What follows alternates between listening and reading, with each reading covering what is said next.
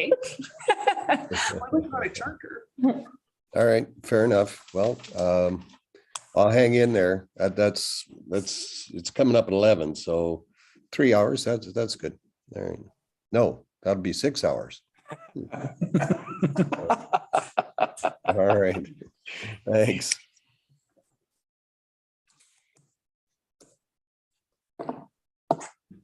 Are we Have strict? you got a view of the river or do you have a view of the inner courtyard? Yeah, I got a city view. Yeah. Tamara, we're not being, this is gonna get cut out because it said you're being recorded. We're live streaming on YouTube today. So I know, but can we start the YouTube live streaming in a bit? I don't have control over it. It's a third, independent third party, and they've already started. Okay.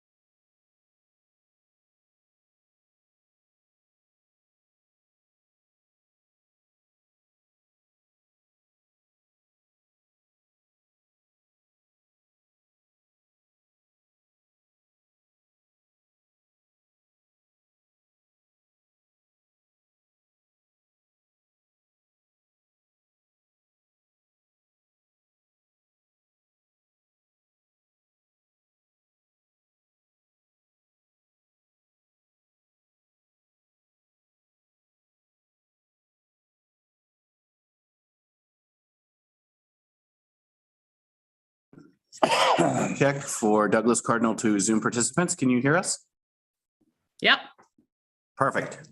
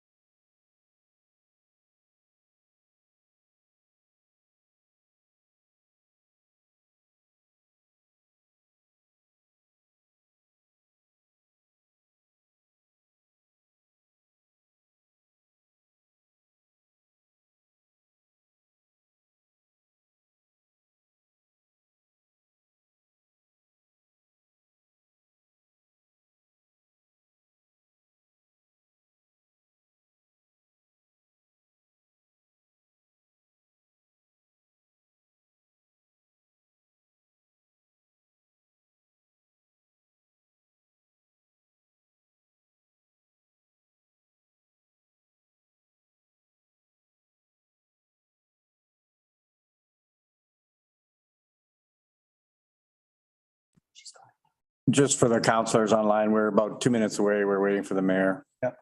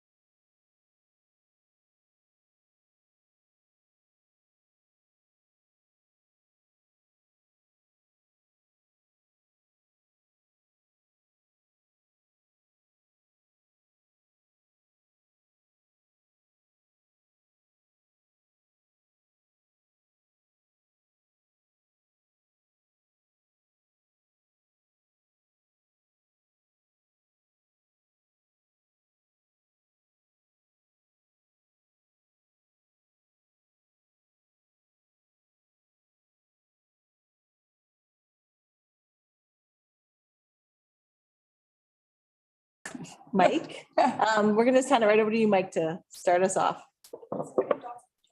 Oh, do we actually, this is committee of the whole? Oh, motion. Yeah, I adopt agenda. All those in favor of the agenda? Thanks, That was Tamara. a workshop, thanks.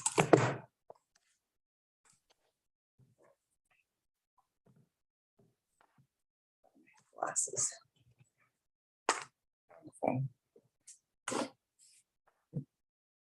Dealing with my mother. Mike's having technical issues. Try again, Mike. No, No, we can't hear you. Uh-oh.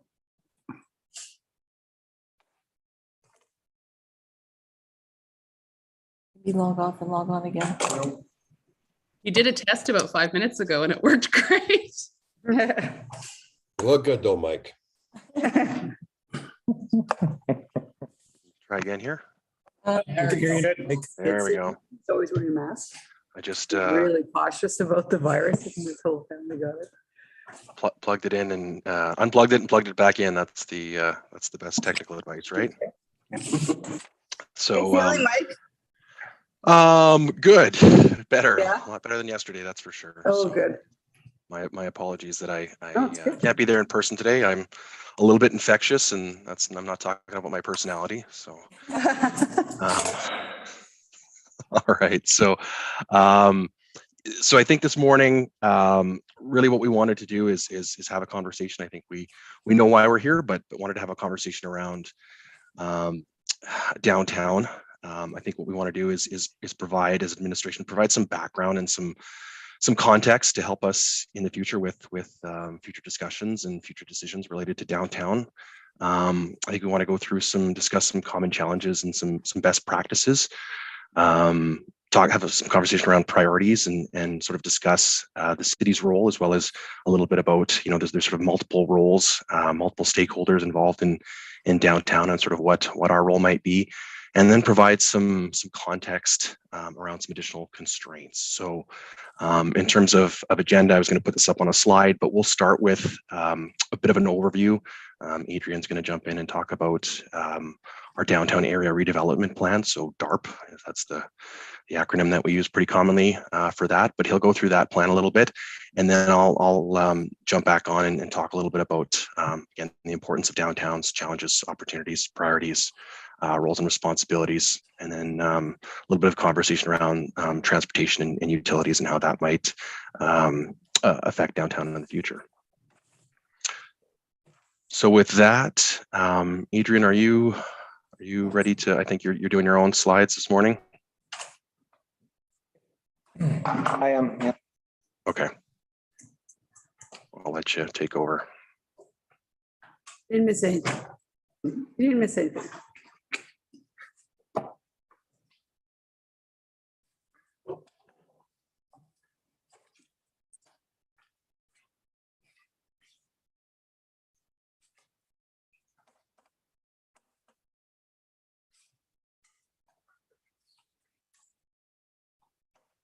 I'm gonna share the screen with the window on it. Wasn't sure how late it was gonna be. I like that one. Yeah, that one.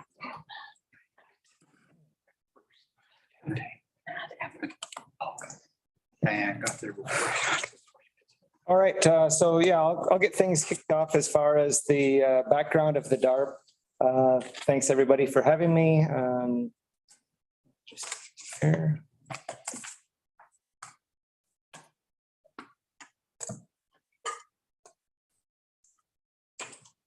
There we go. So what is DARP and why do we have it? So the Downtown Area Redevelopment Plan identifies council's vision and guides public and private development for the downtown. The area within the yellow highlight includes the totality of what is considered to be downtown St. Albert. So that's around 118 acres or 48 hectares. The DART plan focuses in the red dashed area, which is from the Sturgeon River South to the Amacon redevelopment, basically. That's 92 acres or about 37 hectares. The plan was adopted by council in 2010 and it replaced the previous DARP, which was 1990. So council has actually had plans for redevelopment of the downtown for over 30 years, which I think a lot of people don't realize. The 2010 DARP was designed to provide direction for growth and development until around 2035 or approximately 25 years. It provides a cohesive vision for how the downtown will evolve, provides a public commitment to reinvestment in the downtown, and gives direction to the development community about form and built environment. So this is just kind of a slide to demonstrate where DARP falls within the statutory and regulatory framework. The MGA within Alberta provides the legislation that governs all planning and development. And within that, there are statutory and non-statutory or regulatory plans that municipalities use to guide development. All statutory plans, such as DARP, are approved by council through bylaw, and policies must be consistent to the higher order plan. So in this case, the policies of DARP must be consistent with the municipal development plan. And all recommendations from administration are to be based on those plans and follow the policies and direction within those plans. And the DARP then is implemented through the land use bylaw. The land use districting or zoning is used to enable development, which is in keeping with the area redevelopment plan. So while DARP provides direction, the council approved land use bylaw district regulations provide the parameters of what can and can't be developed. Again, administration only provides recommendations which are keeping with the district or zone and the policies or regulations therein. So to quote from the plan, all places change. They undergo a continuous process of evolution, growth, times of stagnation, and sometimes decline. Successful places anticipate and determine how change should occur and are able to build on their best assets, adding new elements and augmenting others to improve their circumstance, quality of life, economic vitality, and livability. To ensure that this evolution reflects the needs of the communities, council adopted the following vision statement for DARP. That downtown St. Albert is an exciting, vibrant place where residents, visitors, businesses, and government come together. It's a place to shop, celebrate history and the arts, and enjoy outstanding events and the environment. The statement is meant to convey the expectation around the future of the downtown. Some of the objectives to achieve through DARP are to establish geographic boundary, increase desirability to live downtown, create a mix of businesses, create a central gathering place, offer convenient transportation connections, establish an architectural theme, strengthen the look and feel, and improve the Sturgeon River as an attraction. So these were all developed through, I guess, a significant amount of community and stakeholder engagement back in 2010.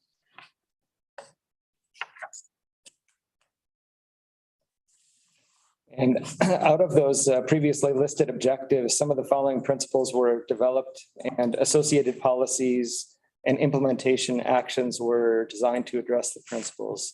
And as you can see, they include embracing the Sturgeon River and Red Willow Park system, expanding downtown to the west, ensuring convenient access, aligning and extending St. Anne Street, developing a new civic square, designing and programming Millennium Park, reinforcing and extending retail, planning for a critical mass of people, and establishing a gateway on St. Albert Trail. The last point, Adrian, what does that mean? So if you look at the plan, there's actually a few different gateways identified. It's entrances to the downtown. So again, if you look at the DARP, there are higher height parameters allowed for at those gateways. It's meant to be like a visual statement that you are now entering a different environment than you were previously. So, you know, everything is single story, 2-story at most throughout the city. And then you come into downtown and you're allowed 8 to 14-story buildings at those gateways or something like that, right? So it's kind of a visual cue that you're in a new district. Would that be like what you see most communities would have in Chinatown, for example? Literally, they have a, Yeah, they had literally everything. So that would be your, So the niche building will be one side of it. that's the intent of I it. think it's the same height on the other side. The other side. 7-Eleven was. Quite tall, where 7-Eleven, yeah, exactly. We need to redevelop that space. Yeah, it's came as a surprise to me, but they're on the front. Yeah, I think it's 22 stories, isn't it, on? I think it can go up. Allowable, right? Allow? Up to, yeah, up to 20 something. And I'll talk about it in a little bit, but yeah, I'll talk. Can't wait. And then we can put a bridge across the two buildings and it'll really look. There we go. Plus 15s, yeah. So there's 4 main themes of DARP. There's character areas, mobility, public realm, and land use and site development. And I'll just touch on each of those. So character areas, gateway on the trail. So we were just talking about gateways. So the gateway on the trail is on the east end of the downtown at St. Albert Trail. And that is intended to be kind of that higher, more intense vertical component to really let people know that they're in the downtown. You've got Perron Street, which is generally the primary shopping area of downtown. You've got Riverfront, which includes the civic buildings, Millennium Park, Red Willow, Tash, et cetera. And then you've got Millennium Heights, which is more, I guess, residential kind of leaning areas.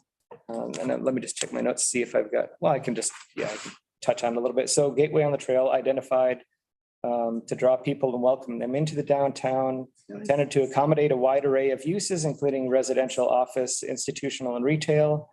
Perron, I mentioned, was the primary retail core, and the goal is to create an environment where shoppers can linger and it's Spend money. and it's a it's intended to be a more pedestrian friendly environment there, like a lot of, pedestrian orientation.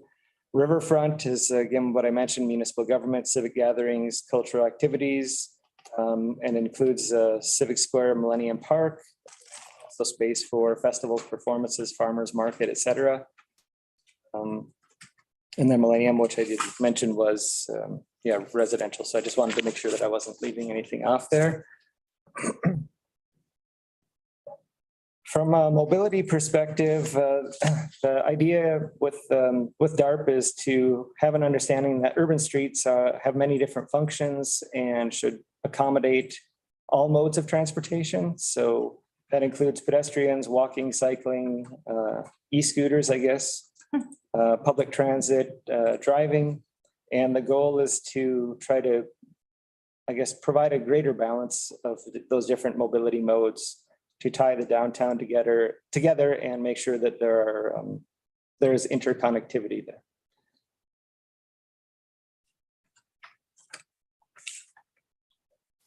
Another aspect of downtown area redevelopment plan is encouraging that high quality public places occur that encourage civic engagement and social interaction and also support economic vitality.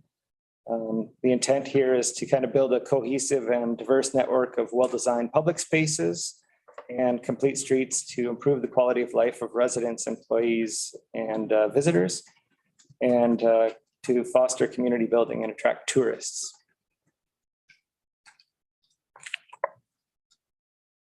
I think this is kind of a key slide for a lot of people, just kind of understanding what the physical build out concept of the downtown. So over time, the idea was that the DARP would achieve a vision of a full redevelopment of downtown to create that pedestrian environment that we've talked about. This will take time. It will take public and private investments and other initiatives. And the intent here is to accommodate a wide variety of uses to create that livability and walkability. And the wide mix of uses and many different people and activities in the community is what will make the downtown area come alive throughout the day. So it's not just a 8 till 5 kind of environment, but it's something that provides before, during, and after the normal business day activity.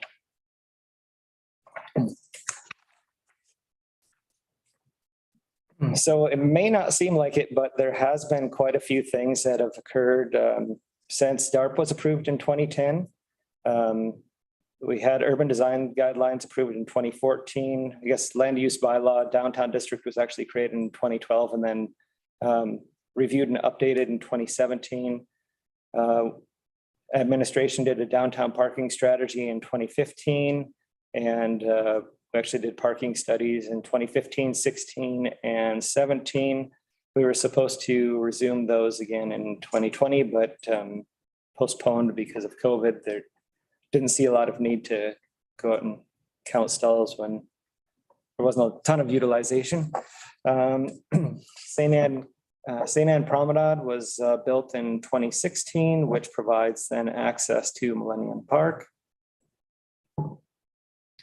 Administration also did a background geotechnical report for the downtown to better understand kind of the technical capabilities of construction and also to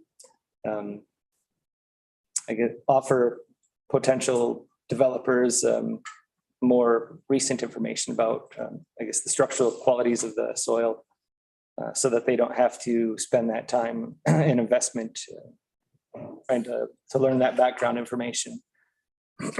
Administration also did a financial impact assessment of the DARP build out in 2017. A parking management plan was created in 2017. There was a public art installation in 2018 in the roundabout. Millennium Park design concept plan was completed in 2018. And administration starting in 2021 has been working on the redevelopment of 22 St. Thomas for a potential mixed income housing project. And since that time, I didn't add these two, but we're working on right now, and I'll probably touch on them a little bit here, but land use bylaw review is currently underway. The intent of that was primarily to look at our non-residential districts and also to make sure that we were in compliance with the municipal development plan, which was just approved last year. Having started that, some of the discussion that we've actually been having quite a bit of discussion about it, is what other things that we can do to make downtown more competitive from a redevelopment perspective, trying to simplify some of our regulations. And what we've noticed is the downtown area redevelopment plan, while it's great in principle, the intent of an area redevelopment plan is to be a policy document, and there are a lot of regulations within it which cause confusion even from an administration perspective, because administration defers to the land use bylaw for our regulations, and then we've got almost regulatory council approved document that says heights shall be this, and it's down to a parcel specific basis, which is probably too granular to really encourage redevelopment. So you'll likely see some recommended amendments or modifications to DARP, even as we go through the land use bylaw and the other project, the DARP project prioritization, or we're actually reviewing some of the implementation measures identified in DARP. I think from an administration perspective, we have a lot of questions about the merit of at least a few of them, just from a return on investment type of question. So administration is doing that this year as well. We're reviewing all of the projects that were identified as something to be implemented in DARP, and we'll be back at the end of the year to talk with council about maybe things that should be actually ranked priority wise, or things that maybe we should pull out of DARP because maybe they don't make the most sense, at least in the near and medium term for expenditure of public dollars. Adrian, are we going to have a little bit of a drill down later on Millennium Park, or should I ask questions now? If you've got questions now, feel free, like it's open for you. So I'm supportive of Millennium Park. Say that right up front. My question is, as we grow to 100,000, when I look at the conceptual designs within DARP of Millennium Park, I apologize, it looks small to me. In particular, if we have a skating area in front of it in the winter time, we know we have 6 months of winter or whatever, 10 months of winter, I'm not sure. And it just seems to be, even graphically on the picture that we have up on the screen, kind of squished in very close to the roadway, and it's got all that land behind it. I know there's trees there. I've walked that area. I understand there's kind of that weird floodplain. Yeah. All of those things, but my just layman's observation is, it seems if we're going to build a facility that is really going to draw big numbers, like an outdoor concert downtown, it just seems small to me. And it, even if it was built the same size but pushed further towards the river, it might offer space for future development that we're not boxed into. And maybe there's some history here that I don't understand, but from a design perspective, has that ever been discussed? And is it something that would even be worth opening up a discussion on? Yeah, it's a good question. With the placemaking that occurred with Dialogue Design Group back in 2017, we actually looked from the river all the way up to St. Anne Promenade. and included that whole site. Part of what you're seeing with the design that was finally selected was, I guess, the sensitivity with those trees and that flood component there. Where the Red Willow Trail is on the north side of the trees actually acts as almost like a dike or so it holds water out, but it also holds everything that's coming from the south, it holds in. And so that's why you end up with that. The forest has, a significant amount of water that it kind of slowly infiltrates over the springtime during melt off. And so it was decided at that point that we probably really didn't want to engineer something out and remove a lot of mature trees in that little floodplain forest. So the choice was made at that time during the placemaking to just leave it be and to focus within the open area that already existed. I take your point though. I mean, it isn't a huge space by any means, but it is what kind of was developed through significant public engagement and tried to utilize the topography there and everything like that. So if you wanted, we could provide maybe some of the background, like I don't know if it would be. Was it more the cost to redirect the water? We didn't even, you would have to Yeah. engineer out a solution. Like it just seemed like it was overly complex and expensive to do that. What this is completely different from what the DARP imagined, because the DARP was about opening it up to the river. It was, Taking it down. the intent was to open up more views. Yeah, This doesn't, right? it doesn't. That's true. So I think it was, and part of that was the concern.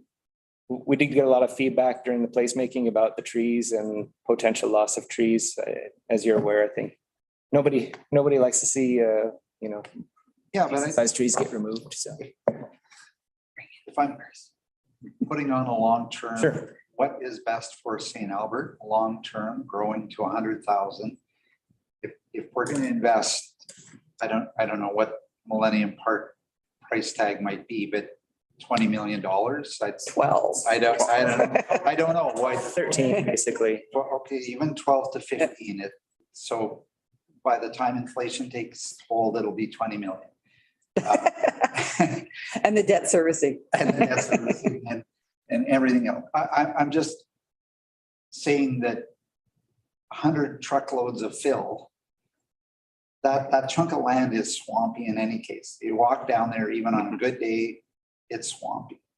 100 truckloads of fill, raise it up, replant real trees, not Scrub. scrub. What are they?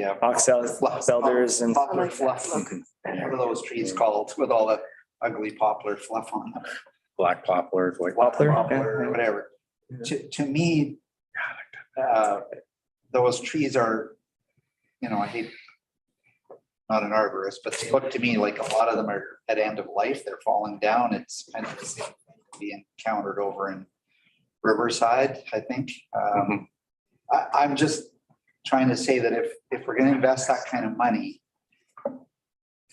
could we make it, and if with the right communication to residents, explain that we're going to replace the trees, they're going to be nicer trees. We're going to build have access to a facility that can even grow. Maybe we build it that small to start with, but at least we could have room to expand it as needed. I just feel we're squishing it in there and not personally taking that longer Sold. term view. This is the original diagram. And maybe into a pretty little creek to take water out, Yeah, can I? Maybe if I can just jump into by context, we'd be happy to share the plans.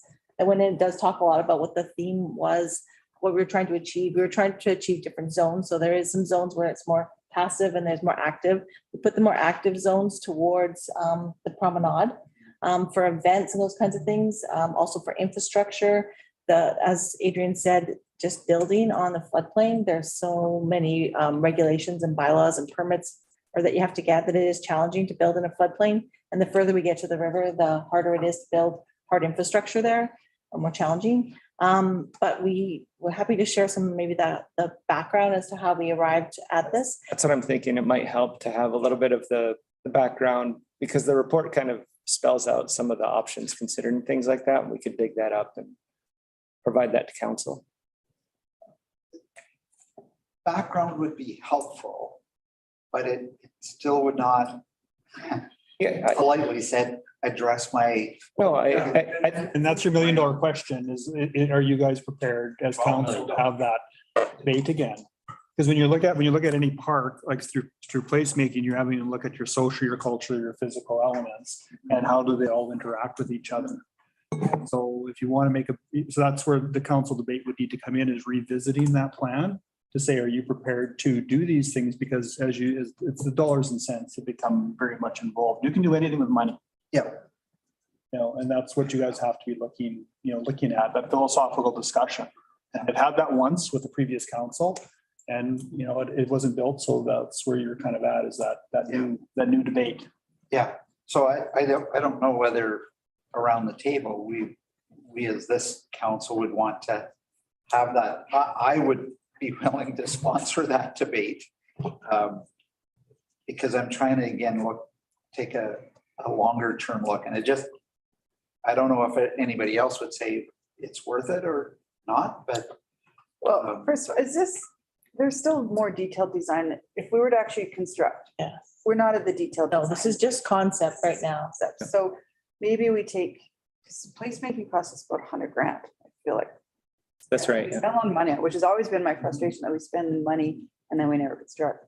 But maybe we take some of the things we heard out of the placemaking and somehow, like, you couldn't have a big concert there because you have sections of grass, right? So But you could maybe turn the way the amphitheater could be. Yeah.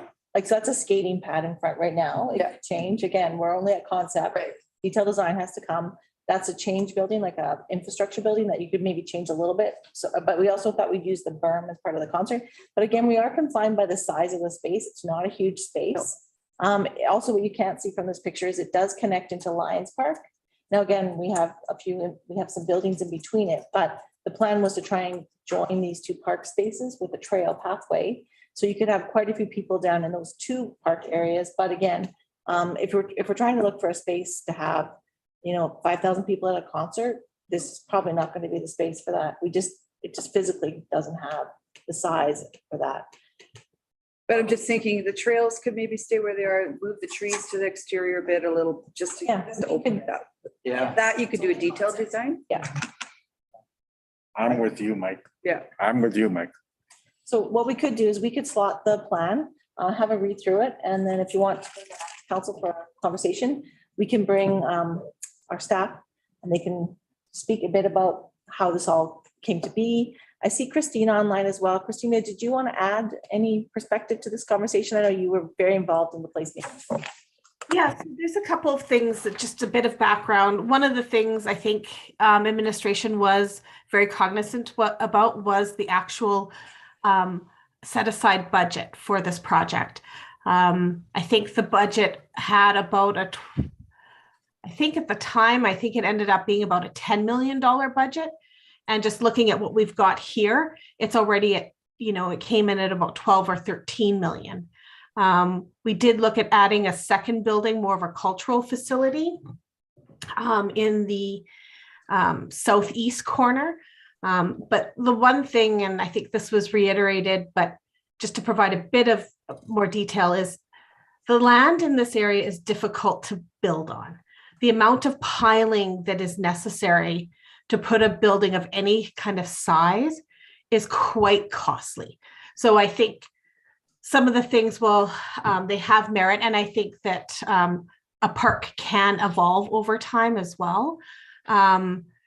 Just even getting anything started right now, we are looking at a $12 to $15 million budget. You start adding fill, you start adding in additional buildings, looking at even almost reorientating the building would have an increased cost to the whole project. So that's kind of where there was a lot of give and take on this. And I think it didn't end up as grandiose as we had hoped, but it also was a reflection of the budget. If the budget for Millennium Park was $25 million or $30 million, you'd get more stuff. But that's what we were able to do with about a $10 million budget. I'm not asking to do more stuff. I'm just looking at the overall DARP, and if we develop these 20-story high rises and we develop all that housing space that is sitting there empty right now, you know, in the hands of a developer, it just seems that the whole idea of downtown is to grow it significantly for residents, goes back to one of Adrian's earlier slides. And yet we seem from my perspective to just undersize that facility. And I'm thinking about future proofing.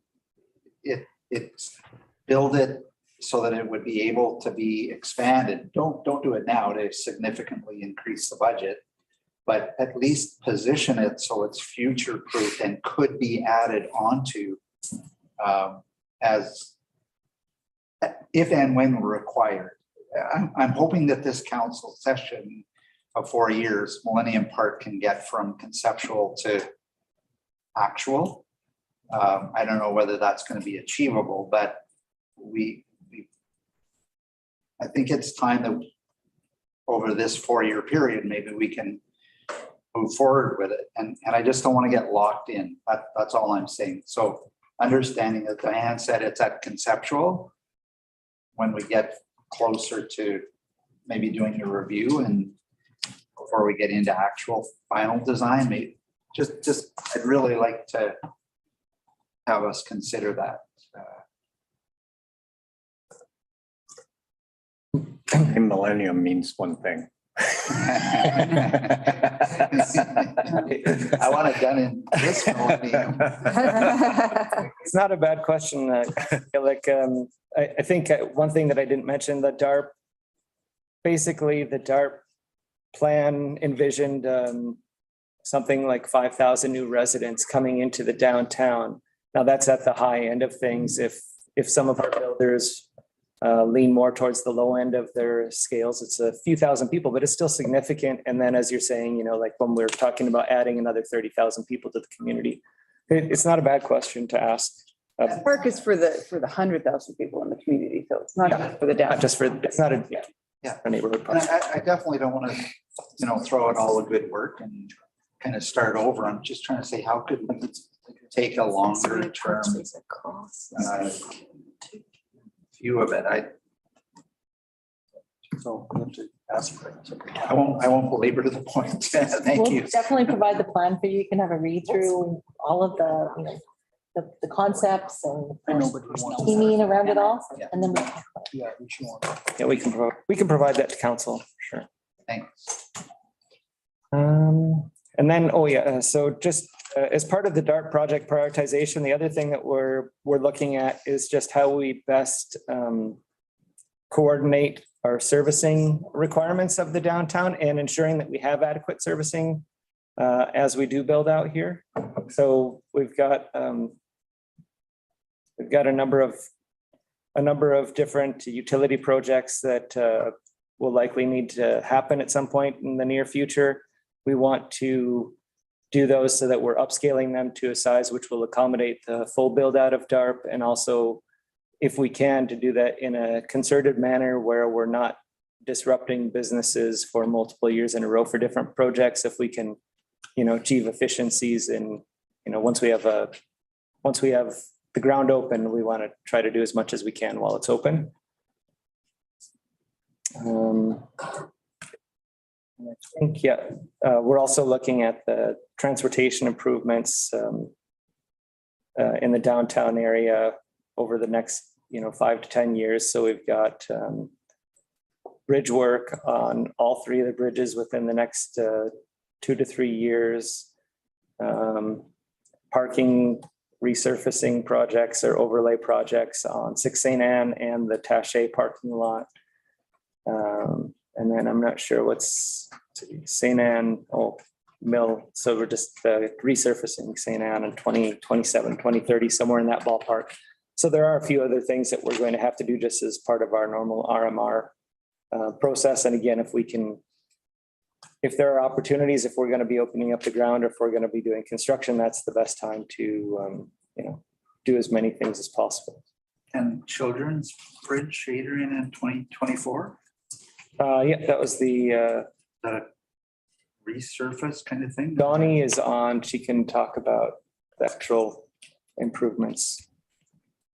Good morning. Yeah, there's some maintenance and repair that has to occur on Children's Bridge somewhere in next 2 to 3 years. So we are still waiting on the report from the consultant in terms of the result of it. So purpose of this map was to just highlight it. There are potential projects upcoming in the next 5 to 10 years that we need to be cognizant of, making sure that it doesn't interrupt the DARP advancement. So if we can combine efforts, there'll be an opportunity to make that happen at the same time. Okay. So as far as next, Were you here when DARP was developed?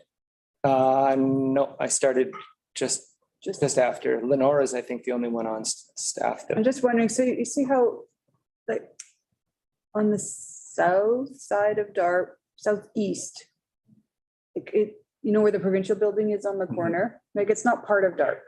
And then heading east, because there was the owner of the house on the corner of Sir Winston and Green Grove Drive, Yeah, one that's falling just Yeah. to shambles. The owner wanted to build some high rises. that's right. Yeah. So I'm just wondering why it's not included inside the boundaries of DARP, and if that's something we should maybe try to amend to engulf the provincial building and all along there. Yeah, so in 2012, just when I started, we had conversations with that owner Yeah. because they had, I don't remember what their rationale was for staying outside of DARP, if they didn't want to have to comply with the different DARP regulations. I feel like it was the owner that wanted the flexibility to do things outside of DARP rather than, Owner of that space, or because yeah, of those spaces, because they were trying to consolidate, and I think they wanted to do like a stepped multi-unit building there. okay, yeah.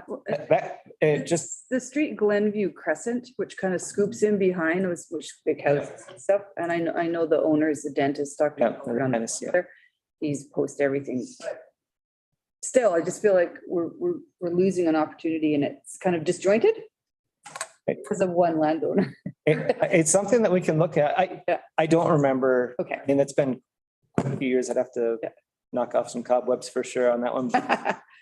Yeah, Even the provincial building, if they ever were to sell it or something, it's a beautiful piece of land, Hmm. right?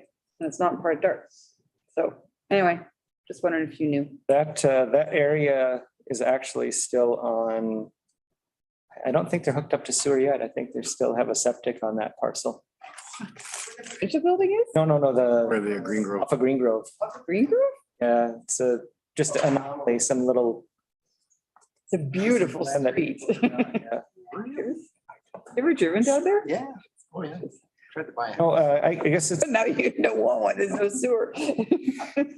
we can definitely consider that as like a Future? referral to the project prioritization. Okay. Maybe it's a recommendation to amend the boundaries or something. Okay. And actually, yeah. For sure.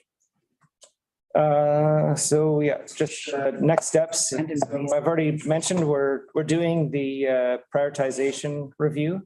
That's been funded. We're doing a TIA to better understand if we do build out, what kind of improvements are needed to the transportation network. As I mentioned, we're working on the land use bylaw review right now. Millennium Park site development is unfunded at this time, and maybe that's a good thing to give a little bit of opportunity for second thoughts. Millennium Park Pavilion development also unfunded. Perron, Grandin, St. Anne, St. Thomas, and Taché improvements are unfunded. That's part of that project prioritization. And then Civic Square development is unfunded. I guess that will again be something in project prioritization. Council has had discussions about the fact that, at least at the time of that discussion, the council was not interested in going forward with a public parking structure of any type, whether that was a mixed building or just a standalone parking structure. And if that's the case, how does that affect the proposal for the Civic Square that was supposed to be across the street from St. Anne? Or, yeah, from St. Albert Place. What was the history on that, Adrian? I remember the Chamber of Commerce came through, and if this is Yeah. peeling off bad scars Oh, or it's a good wounds, idea. let me. So the chamber came forward with a proposed building that was mixed parking, mixed. That was the intent of DARP. The theory is at some point, so the parking studies right now don't justify parking structures in the downtown. Outside of dance and a few major events, there's always parking within maybe 100, 150 meters. But a lot of people don't know where those other spots are to go to sometimes. But the theory is as downtown becomes more successful and a place for reinvestment and development, theoretically that land gets too expensive to just use for surface parking, and then we would need parking structures. And so St. Anne parking lot, 6 St. Anne, was intended in DARP to be a multi-story mixed building, parkade and kind of a liner or shell that would face the street. And yeah, then the chamber came in and suggested that we essentially, I think, give them the land and then they would build the building and then we would lease space back from them. But that was the intent. It was just, I think it's when you're looking at the redevelopment rate that we've seen the last 10 years, it seems maybe to not make sense. But when you start to consider if Niche is supposed to restart here within the next month, and that's 100-some units, and if 22 St. Thomas gets their permit at the end of this year, that's another 100-some units. Amacon has indicated that they're reprioritizing their project and are working on designs. And they thought that they might see something within the next 12, 18 months come in from an application. So you're talking about, you could have several hundred units come in the next 2 years or start within the next 2 years. And then that starts to make it a more interesting place. And then theoretically that drives more interest from businesses, et cetera. And maybe one of the things that we haven't talked about, and I think Mike will talk about it, downtown right now, the city has some pieces that are at play from a redevelopment perspective. And then there's a bunch of little pieces that aren't consolidated. So that slows up the pace of redevelopment. And also it's a good thing. We don't have a lot of, we don't have any, I wouldn't say derelict properties or anything like that, where it's really an opportunity to make quick money. There's buildings that are a little dated, but there's nothing that is so old that it just makes an easy opportunity for somebody to make a windfall on a property. They have to pay a decent rate to get these properties in order to redevelop them. And I should say, I think based on just questions about mitigation of construction activities downtown, I talked to a landowner just a couple of weeks ago, and they said, well, they didn't really they weren't aware of all the opportunities they had with DARP. And so I talked with them about, this is your location, this is kind of your height range, et cetera. And now their wheels are turning. So people are starting to clue in, but I think before you started to have, construction activity happening, I think a lot of people are just kind of considered it the 8 to 5 kind of quieter downtown. And I think that perception is changing now, which is good because it's kind of putting into action this plan that the city has had for the better part of 30 years in many ways. Yeah, thanks. So any with the 22 St. Thomas controversy, if you want to call it that, we've had letters from residents saying, so downtown's just supposed to be a quiet little, I'm like, there is a perception from the people that bought. It is interesting. Yeah. I mean, yeah, like council has for 30 years, there's been a DARP. This version has been in place for 12 years. So there has been a plan in place publicly available to everybody that says we want to see redevelopment. It's not, we're not trying to create a quiet neighborhood where it's just static. we want to see a lot of vitality, a lot of people come downtown. Residences, businesses, everything. So it's, I feel bad if those people didn't pick up on that at some point in time, but it's been, I don't know how the city could be any more clear about its intentions and desires than what we've done. And I probably could have asked this question earlier, but the old fire hall, lots of individual discussion around that. It is well within DART. So what would be the real vision of what could be done with the old fire hall? Just, I know there's lots of discussion. The Millennium District, right? Yeah, that's what I was just going to find the right character area. Yeah. So Millennium, So it's got lots of potential. it does have potential. The site is a little bit constrained. Bit of a weird. Just there's a bit of topography behind it, and then you've got a trail right behind that. And then, you know, a number of trees that potentially could be impacted depending on how much redevelopment you wanted to do there. The actual, the site that's already, the site that's already been disturbed, there's probably enough room that you could do a small multifamily project on there, something like that.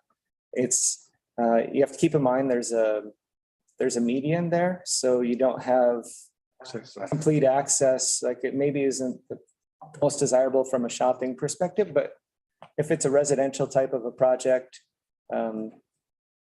there's probably a decent amount of potential there. And then it comes down to how much is the city selling the property for, and we've got to do the demolition of and decommission and all of that kind of stuff first, and So what kind of costs. it will be in May. We are having that coming to council back. Yeah. So, It just follow on the, Gary said it's coming back. Appreciate that. Lots of discussion on it. So that even though there's the two-way access specific now for fire, we envision blocking that off. I don't know, that street is, the whole street, I think, is has a median through there. So I don't know. Right where the fire comes out, trucks come out, you gotta go either way, right? Well, yeah, I'm not with the fire trucks, but I don't know that we would leave it open. I guess that would depend on a development proposal and TIAs and stuff like that to see if it would merit staying open or closing it. But yeah, if we would make it match the rest of the street, then yeah, you'd have potential issues. Yeah. Fair enough. I think blocking it off would make sense, quite honestly. It's unique for the fire station. It doesn't need. That was that, and that's why I kind of said it, because we made an exemption or exception for the functionality of the fire station. Whether we keep that for functionality of a development, maybe not. I don't.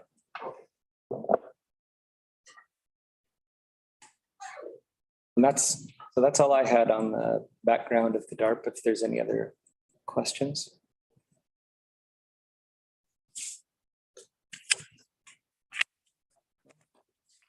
Can't see if they have their hands up, so. No, you can. No. Question? Are you on the Zoom? No, but there. You have to go in the participants. Missy. It's pretty quiet in here. Okay. I was just saying, because we're not in a breakout room, I can't see if your hands are up. Look, normally I have to open up participants, so just unmute and go. Oh, okay. We're all very familiar, I guess. That's good. Who's next? Mike. Sorry. One more thing, Adrian. So this is 12 years old. Envisioned for 25, you said? Yes. This is asking your opinion, and it's hard. And if you don't want to answer, don't. But if we were to start a brand new DART today, do you think it would look similar to what we have? I kind of do. I think Christine and I were having a chat about this, like the validity of DART now, and particularly with the discussion about regulations within DART, which I think for sure we have to remove. But the policies, I think, are generally pretty strong, pretty sound. Again, maybe if it were me, I think there's probably a little bit of granularity that I would take out just for flexibility, but overall, I think it's a sound vision. Yeah. And the municipal development plan, when we wrote that, we kind of considered the existing DART policy. We wanted to make MDP consistent with DARP and DARP consistent with MDP. So I think that it's pretty well in step with what we would come up with today. There may be a little bit of nuance of difference, but I don't take many issues with the policies really. It's just some of the regulation and then some of the implementation. Conventions and conferences. I'm just wondering what's new and trendy, I guess, in the worlds of downtown development. Well, Mike, This seemed pretty progressive at the time. yeah, Mike can talk more about it. I think in my experience, downtown development takes it takes a lot of commitment, often a significant amount of time, probably significant public expenditures up front. Where I used to work in Wisconsin, we did basically a downtown area redevelopment plan in, I think it was in the mid-90s, something like that. And then the city spent millions of dollars to redo paving stones and put in the historic lighting from times past. And then businesses started to do like improvements and started to buy into that concept. And then we got a small regional communications company that located on the edge of the downtown, and that increased the employment base, and then that made residential more interesting. And it just kind of crept and crept and crept. And then a guy came in, he got a defense contract for medical health records, and we took down an old dirty bookstore and part of a surface parking lot and built a parking structure. He put up a 6 or 8 story office building, and I go there today and I don't recognize half of downtown. It's like, it's just, and I've seen that in other communities as well, but it takes a lot of time, and then some the right things happen, and it can trigger a lot of reinvestment. And if you don't stick with it, then I was gonna say, languish. some stick to itness you have to have, otherwise Yeah. you're heading in different directions. Yeah, Years and it's. And just to reflect on that, so Amacon, when they came in for their approvals, their plan, and maybe it's changed now, I don't know, their plan was to invest $500 million in St. Albert to redevelop that site. So they took down the mall, and that was all predicated, or largely predicated, what they told us, based on the fact that the community had this vision to redevelop the downtown, make this really interesting mixed use, higher density neighborhood. So that's an example of somebody seeing the plan and saying, we could do something here. Kind of helped that they had urban strategies that did DARP, and they're. I mean, it doesn't hurt, sure. Urban strategies is a growth plan too. Mhm. I like the image right in front of us. Hey, Mike. Hey, I would just add, it's common. Sometimes you'll see that economic development departments and planning and development departments will butt heads or have different viewpoints. But I have to say that I agree with everything that Adrian's put forward. The points about momentum and it taking time and a commitment. There can be these sort of big catalytic projects sometimes or initiatives, but from everything I've seen too, it's about sort of that long-term commitment and trying to sort of gain steam, gain momentum. So great comments, Adrian. All right, I'm gonna do my best to not have to clear my throat or cough too much through this presentation. And I'll just add, I think the reason we wanted to have this discussion as a committee of the whole meeting was so that we could have some lots of questions and discussion and stuff like that. So please feel free. I know you've jumped in, or certain folks have jumped in and asked questions and added comments at certain points. So please feel free to do that through this portion of the presentation. Even those online, feel free to jump in at any point and ask questions. I do this presentation. I've Admittedly, a lot of this came from a workshop or maybe call it a business engagement session that we did with downtown businesses a couple weeks back.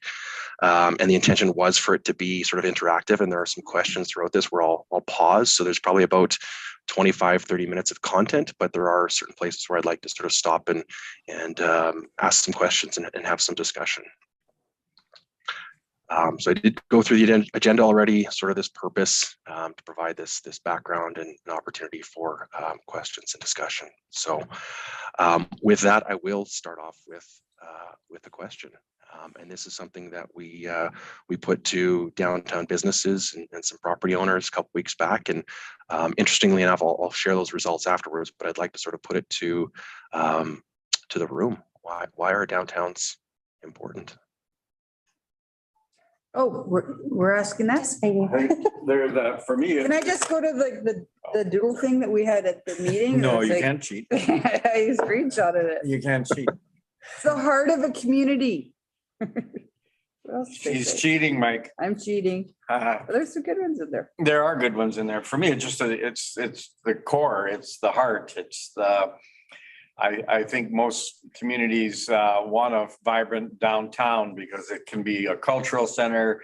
It can Gathering. be a sense of identity for a community. It can be bicultural. It also includes your arts, your kind of your history. And so that's things that I am desperately trying to remember from that screenshot. But that's what it is for me. I think from my perspective, Mike, it's without a vibrant downtown to kind of centralize, so you get this facilities and activities that are scattered all over your city, and they don't play off one another. So you can build, I think it goes back to Adrian's comment, it kind of this downtown can be one activity draws people down. Another activity can build off that. People get familiar with, oh, parking isn't an issue. Restaurants will stay open if they know that there's a cultural event. Cultural event will come and say, oh, we can advertise while you're here, you stop in at the art gallery. So it becomes this kind of self-fulfilling core center of activities that kind of build off of each other. And, if you look at kind of the Edmonton model, the ice district, the huge economic value of people going to a hockey game. They go out for beers before and after, they go to restaurants before and after, they, all of those activities. So without, and I've seen a scenario where Ottawa has their arena way outside of the downtown core, and it's still a ghost town, that area in Canada. It's kind of crazy. Mm-hmm. So this kind of brings it all together in a package that feeds off of each other, is the way I look at it. You want to build an arena? No. Oh, yeah, I want the ducky on the back. I'll jump in. I'll agree with everything that was already said. And I also want to add, last night we had a really great meeting with HF, and part of the conversation was around how, a vibrant downtown means, people are excited to be here. They're going to, the parking lot was packed at St. Albert Place last night because there was a show at the Arden. And if those people are going downtown, they can have partnerships with restaurants. Those restaurants can stay open. They might pop into the art gallery. They might buy something from a local artist. And it really is a snowball effect. And even talking about that, I can't remember what the installation was that we had this winter, that giant light ball. How many people that brought downtown was when there's exciting things to do in St. Albert, people are excited to be here. And it really, With the market draws. yeah, but it has other effects. It increases safety. It increases the viability of our businesses. It keeps businesses local because that's the kind of shops that we have downtown. So really critical for the health of the community. Any other thoughts or different perspectives? Councillor Broadhead, Councillor Hughes, Councillor Bermansky. Well, I'd certainly agree with everything that was said. We've heard it sort of, the refrain is constant around what the downtown means to people in St. Albert. I mean, it's our historical center, if you will, and the history, the business, the vibrancy, they've all been spoken to, but it's also the location of our farmers market. No, it's the community gathering place. And to me, that's why, the development needs to occur. Like Millennium Park will enhance that. And then I loved Adrian's story earlier, because that's a case study in revitalizing an area that has sort of atrophied over time. You got to invest in it, and there's a tipping point, and then all of a sudden it starts to take a life of its own, and that's what I'm hoping happens to our downtown.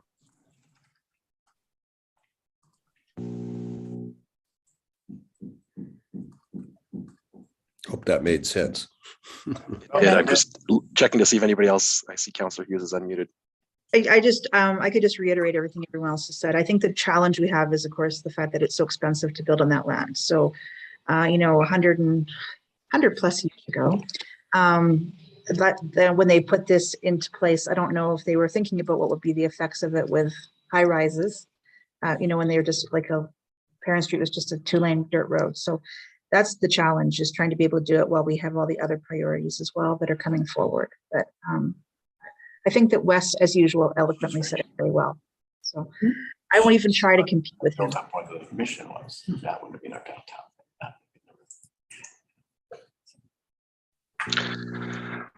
All right, and Councillor Bermansky, do you want the last word, or a lot of agreeing with similar comments? I'll just reinforce what others mentioned. I mean, all of us have that dream of a downtown we even want to go to. So I mean, I hope we can achieve something at some point soon. So thank you.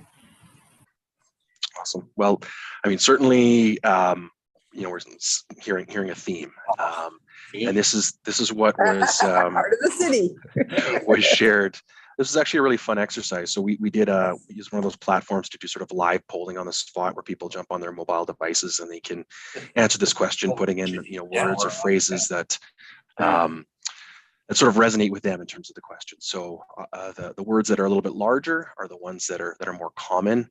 Because they got to use a couple of words or phrases. It's not a perfect word cloud, I think these are called, but certainly, heart of the city stuck out, heart, community, meeting place, central, local. So, I mean, I think those are a lot of the same words that you as council used.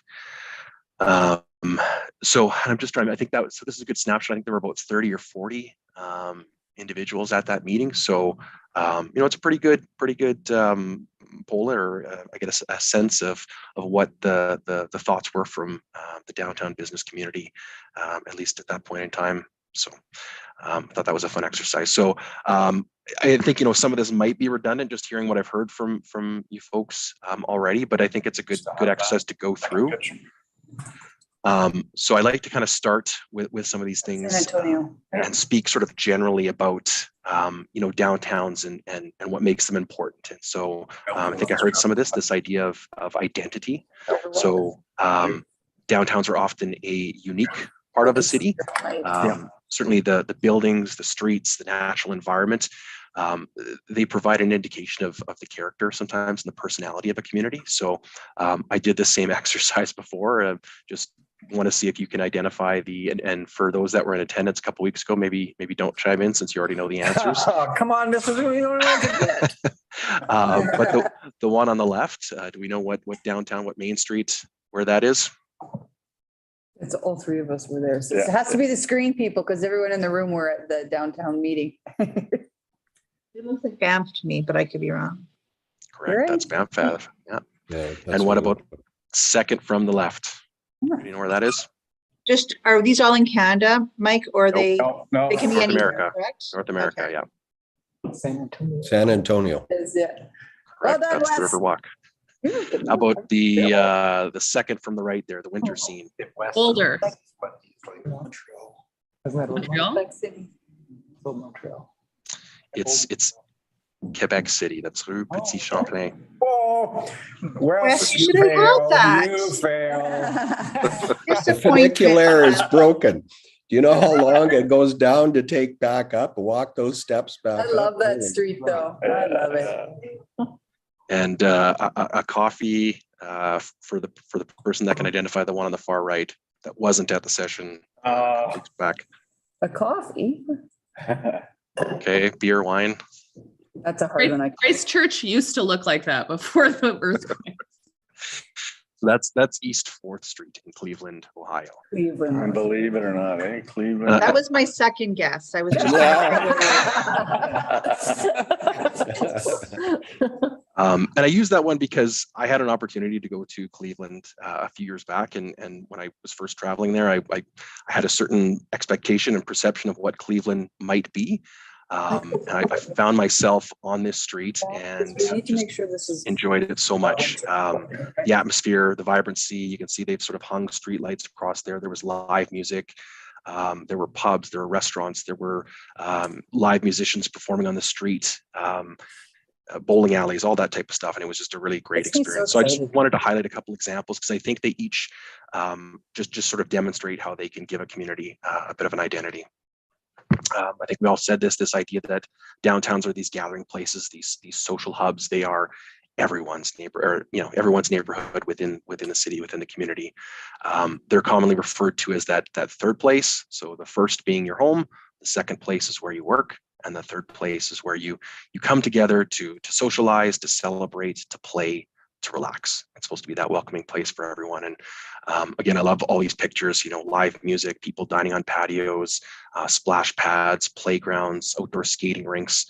This place again where people come together to socialize, to celebrate, to play, to relax. They're also a good place for small business and local business. And part of this is because sometimes, but not always, rents can be more affordable in some of the downtowns and provide a little bit more flexibility for businesses. Often large shopping center owners, developers they'll shy away from independent or local businesses. So they'll prefer to work with national chains, national brands, and sometimes they'll have things like restrictive covenants that would restrict certain uses or competitive uses within those shopping centers. So provides an opportunity from that perspective. I think there's an opportunity for collaboration when you have a lot of like-minded, sort of similar-sized businesses. There's an opportunity for clustering of similar types of businesses. So you'll often see, clusters of dining or eating and drinking establishments, entertainment, specialty retail, personal services will often sort of, cluster or group together in downtowns. And in sometimes, and in our case, they're central. And they provide that convenience, and not every downtown has that luxury of being sort of a central, convenient location. Downtowns often provide this first impression for communities, right? So they're the first place that the people, when they're visiting a community, come to for the first time. So we're, the visitors, the tourists, future new residents, business owners, executives. And I think about a lot in our work, economic developments, our offices downtown.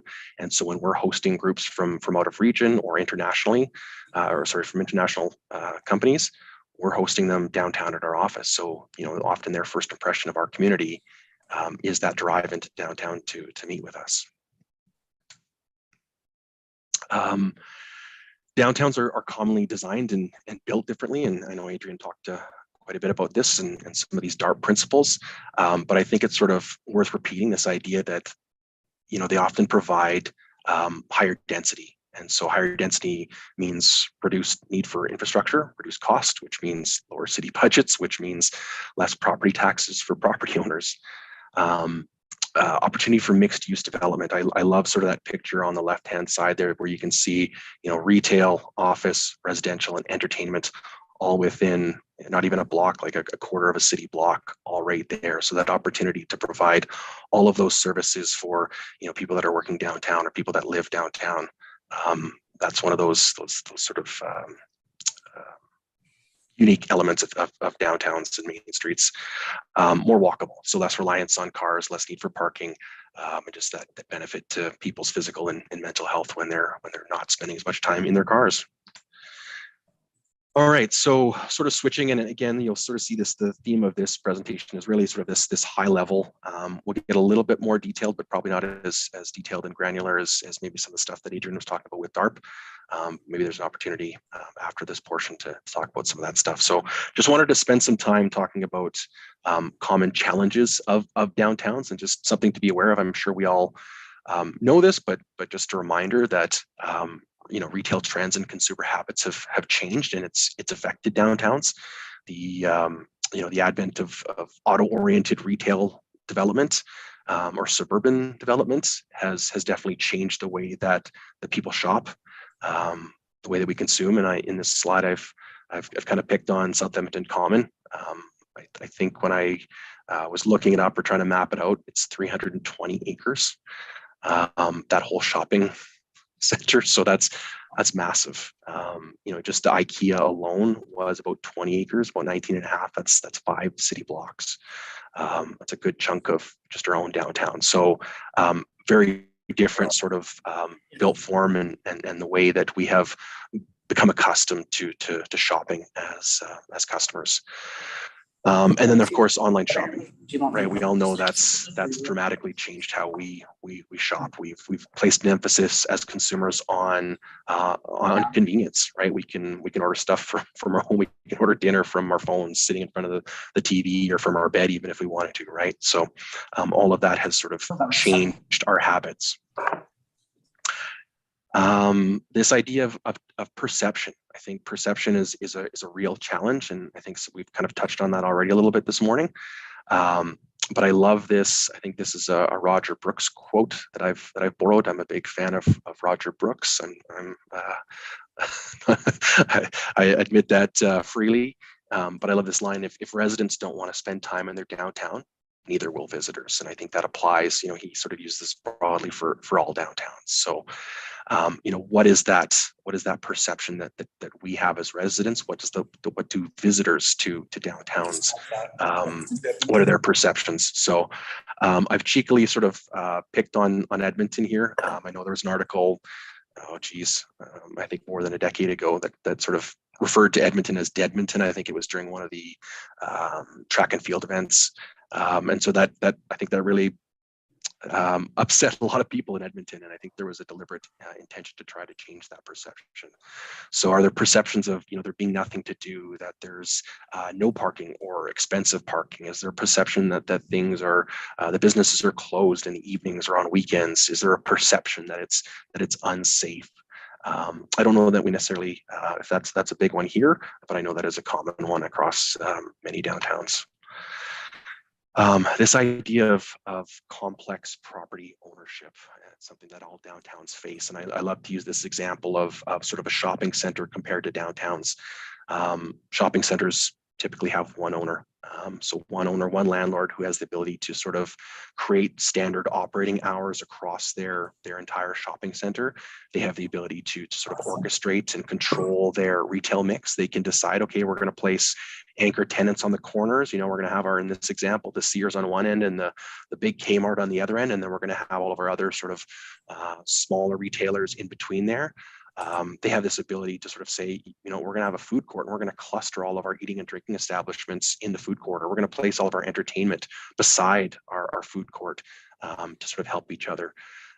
Whereas in downtowns, that's a lot more challenging, because you've got hundreds of different property owners, hundreds of different, independent property owners and independent business owners. So you really there's a need to coordinate and work together a lot more, because you don't have that single ownership. So again, just on this theme of organization and coordinating, again, this is something else that I've borrowed from Mr. Brooks. this idea that we have to work together. So just making sure that when we're talking about downtowns, there's a need for, businesses.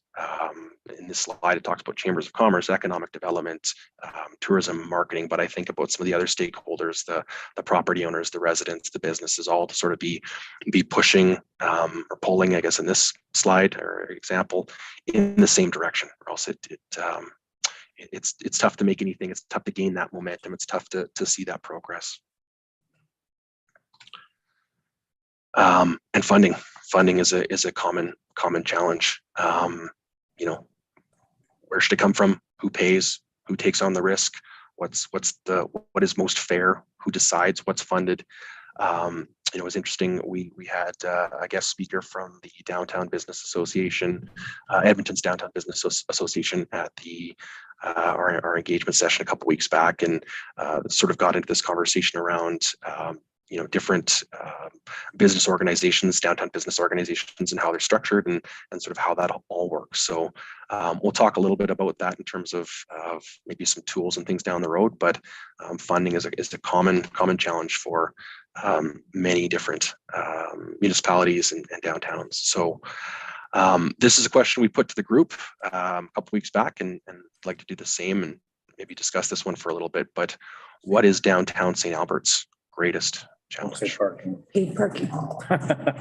We don't have paid parking. Don't say that. That was a tongue in cheek. You know what? I think. You know what? Actually, sorry, let me just add to the paid parking. I'm not thinking that we should do that, but when I went to FCM in Saskatoon in 2012, I think, they had a great little small downtown, but they talked about how they brought in paid parking, and they took every coin and stuff that was dropped into their meters and reinvested it into the downtown, public art and walkways and stuff. And then it was part of the smart city evolution too. They said that wasn't about the fact that people have to pay for parking. It was the inconvenience of paying for parking. So if you make it easy with all these hang tag, all these apps that you can use now, people don't mind paying for parking. And then you got this little bit of income to reinvest in downtown. So I'm not saying we should do that. I don't think we're quite there yet, but at some point, residents are going to have to realize you don't get free parking. We went for lunch yesterday and we had to pay for parking in the downtown of Edmonton. So sorry, it's not tongue in cheek. I honestly think that our residents are a little bit spoiled. I'll leave it there. I would just add to that. I think it's more of a communications issue, like really helping people understand that the most vibrant downtowns on the planet are the ones with really limited parking. That's when people are walking around, and really to figure out how to communicate that in a way, even speaking to the 22 St. Thomas Street kind of concerns, really getting people to understand that like this increases safety. This means that you have restaurants to go to. So for me, that's the greatest challenge. If I could just chime in on the parking one, I would agree in that, going back to that slide about suburban auto-oriented shopping centers, we've just become accustomed to readily available parking, but we often forget, and I probably should have included this slide in there, how far we actually walk. We find parking, but we don't realize that we walk a city block to walk into Walmart, or to walk into IKEA, or to walk into Costco. Sort of those really large big box stores. And then as we're moving through them, we probably travel 3, 4, 5, 6, 7 blocks. So while the parking is readily available, the distance that we actually walk to get into the store that we're shopping at is the same, or maybe even more at the big box stores. So what do we think? What is St. Albert's downtown's greatest challenge? I think it's the first initial spark that is not there yet to create the bigger fire, so to speak, that we need that first initial, like, the farmer's market is a spark, but then it goes away, and then it comes back again. We need something that's sustainable, that is like like that, that says, I know when I go downtown, this pub is gonna be open every night late. Yeah. And I can guarantee when I go down there that I don't have to worry about thinking of what else can I do. So it's that kind of, I don't know, keep coming back to the word spark, I guess, that then it draws other things. We need that. And I know we talk about the number of people that come into the building with the library, and we talk about the number of people that come for farmers market or children's festival or whatever, but I think we're missing personally a demographic that has money to spend, is a little bit maybe younger than I am. And they're looking for something to do downtown more than just shopping, like coming down to get your hair done or your nails done, or I only do that every week, so Hair. yeah, hair, definitely. So that I'm maybe not articulating it well, but I think it's something like that I don't know how we would attract it, but I think that's what the challenge is. We don't have that spark. I think one of the things that our St. Albert, we're struggling to get to that tipping point where we have enough people downtown that live and work and play in the area to sustain the very things that you're talking about, Mike. We're starting to get there. We got a few boutique restaurants and stuff like that, but that's why I think the development on 22 St. Thomas is such a good thing, because it's just adding to the critical mass of people who are around to keep the businesses vibrant. Anyway, so I also agree that we got way too much parking down there, because people come and go, right? And it's very convenient if you go into the library to hop out and hop in and don't spend a dime downtown, right? But I don't know, Madam Mayor, make a motion. On which? On what? Paid parking? No. On paid parking. No. I want to shut down Parent Street first. No. For me, the frustration is just how quiet it is after 5 o'clock, right? So, and that was one of the things that Mike had said was safety, parking, but closed after 5 is the thing. And I know we can't change that. I don't think we can force people to stay open, but watching some of the younger business owners at the meeting 2 weeks ago and the excitement they had, what was it? Exo Maine had a midnight madness thing. She said no one came because it was midnight, but there was a few of them that want to be part of that. And that's why I was pretty excited about, of course, the community hall brought up parking, but they were put to bed pretty quick. Everybody's like, no, it's not parking. That's not the issue. And so maybe it's a lot of perceptions that are the problem that we're fighting against. Yeah. We'll get there. Yeah, one of the things that when I was talking to some of the younger staff that worked at the city of St. Albert back a number of years ago, and they were moving into Edmonton. They would come to St. Albert to work, but they moved into Edmonton. Why? Because they were looking for that vibrant, youthful downtown nightlife that existed in downtown Edmonton that they want to participate in, that they didn't see being provided here in St. Albert. So to your point, Madam Mayor. Not the homeless, but the people.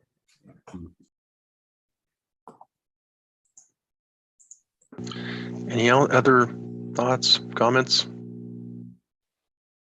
Yeah, like I think one of our big challenges is just that some of the restrictions about the height requirements versus the soil conditions and the reality of the cost to build to the conditions that we have in place hasn't really moved the needle as far as new developments go in the past decade.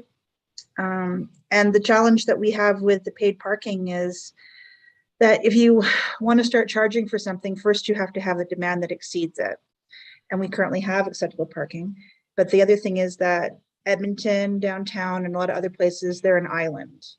You from where they are, they have a river on one side, and they have a very large area that between that and where you need to park. So then they can charge for parking if you need to go downtown, and people pay when they need to go downtown. But for us, we're not an island. You can, if you charge for parking, you can just go and walk into Grandin and go into Sturgeon and go into Braeside and park and walk. And yeah, you'd be walking a bit further, but you wouldn't have to pay for parking.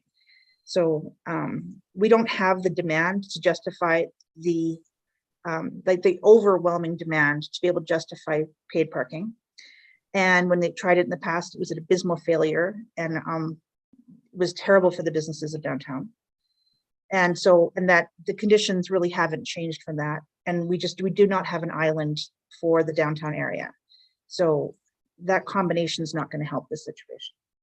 So, but I think that really the building condition soil is the problem. Changing the landscape. Angle parking got us about 30 extra stalls. It wasn't a lot. Yeah. Yeah, and angle parking made it really dangerous to back up. 25 stalls? 25 to 30, something like that. But that was trying to solve the problem of parking, but we're saying no, actually, that's not really the big problem. I think it provided parking spaces and it slowed down traffic. Yeah, slowing down traffic. Yeah. Now we have the other pedestrian measures, which we have to rely on to slow down traffic, because otherwise you can just blow through that whole thing. People drive as fast as they feel comfortable when it's a wide open thoroughfare like that. It's easy to go fast. Who's the street? Could I comment? Yeah. My one item that I think we're missing in downtown is more entertainment. And, you know, people go to, whenever there's an event at the Arden Theater, you know, the parking lot, the event fills up, people get out from there. It could be, 10 o'clock in the evening, and they want someplace to go for drinks and snacks afterwards. And there's just not that. If there was a live entertainment venue, they would gravitate to that. So I feel like we just need excitement there, because even when we have the Rock in August, the center of downtown fills. Whenever there's an event going on, the people will come, but we don't have enough events and entertainment that's constant there. It's just a little bit too sparse. I agree. Mm-hmm. All right, very good comments. I think those are all real and important challenges, and certainly interesting perspective on the parking situation. So some similarities, I think, in some of the comments. This again was the word cloud that came back from the business engagement session a couple weeks back. Again, very interesting. Foot traffic. This idea of traffic and foot traffic was certainly number one. So I think the businesses and property owners feel that the biggest challenge is getting more people downtown. I think that was said a number of times by members of council. This idea of visibility, so public awareness, this idea of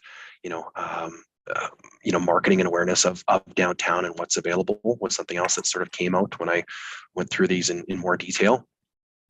And to me, that speaks of that underlying lack of people. And then the other thing I sort of picked out was this idea of cohesion. So there were some contrasting opinions about the identity of downtown when we sort of had this discussion, this idea of having sort of nightlife or stuff available after 5 o'clock, needing more retail and needing more shopping, contrasted with maybe some perceptions of downtown expecting to be a more quiet neighborhood or district in the evening. So, but one thing that did not show up, and I'm not sure if it's because we kind of had that conversation before this question came up a couple weeks back, but parking did not make its way onto this. So I thought that was interesting. All right, so sort of switching to opportunities. So certainly a lot of common challenges and some challenges here, but I wanted to sort of switch gears and think about opportunities, sort of almost like it's almost like we're doing a bit of a SWOT analysis. But I love this idea of this question, and sort of makes me think, and I hope it makes you think a little bit. But why should someone invest, visit, or live downtown?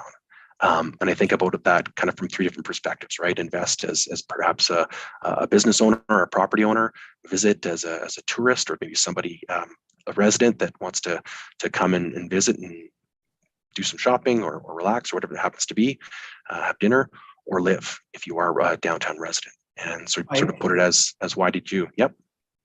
Sorry, as our resident expert, what is your opinion on Don't ask what us. what is missing downtown? Because I'm not sure I actually agree with that word cloud around foot traffic and all that. Those are symptoms, but what's your observation of what is missing downtown?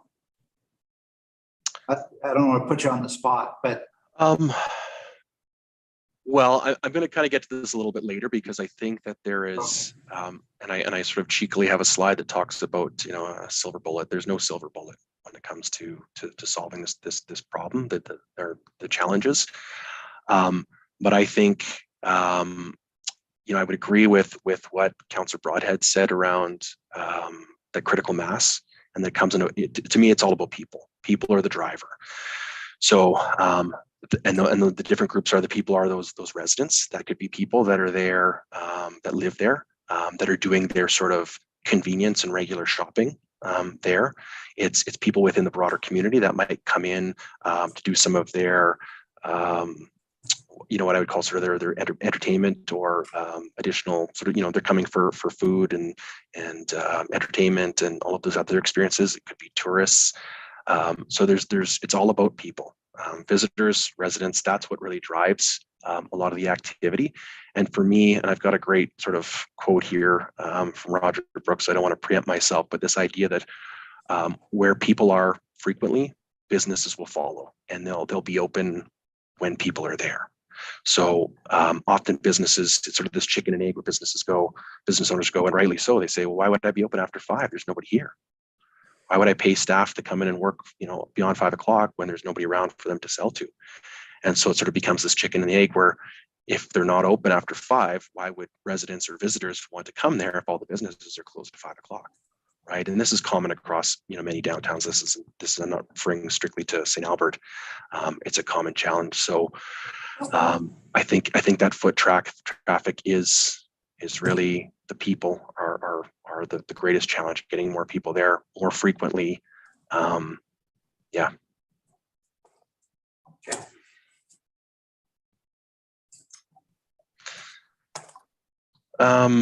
Right. So back to, you know, this idea of, so I was going to sort of talk about, or again, put it back to the group here in terms of what the greatest opportunity might be. And I know we've had some conversations already about certain projects, and I'll get into some stuff after this, but I wouldn't mind just sort of putting it to this group first in terms of what that greatest opportunity is for downtown.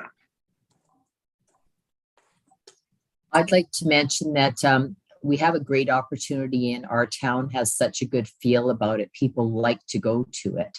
So if there was an excuse to go there, people would often want to go there. If you're going to Edmonton, for example, I mean, even White Avenue, a lot of the stores shut down at a specific time, but people go there for an entertainment, and it's not the same feel. You know, you're going there more for a bar scene kind of thing. But if you go to St. Albert, it could be many, many different things. It could be an arts thing. It could be, you know, live music. It could be theater events. We've got the beauty and the ability to have a space that people want to do all those things in. So it's just a matter of planning. I think to draw the people is, you know, we can be well ahead of it just because of the beauty of our downtown. And it feels safe and lots of parking. Yeah, I think the greatest opportunity is stuff that we already have identified. I mean, we have the river, we have the trail system, we have our history, our culture that we can expand on. We just need to then start to build on some of our,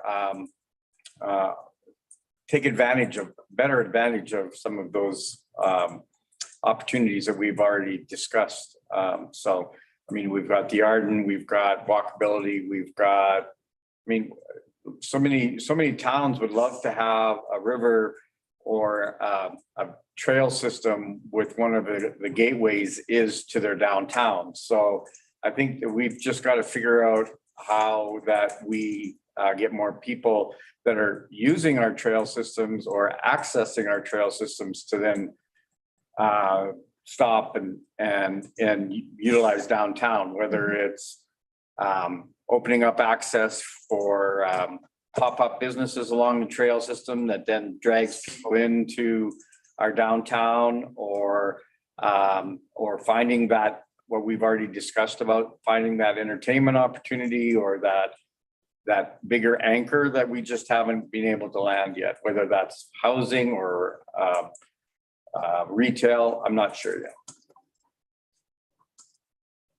I'll jump in. I think there are two really big opportunities. One is the development of that near market building at 22 St. Thomas Street that would bring in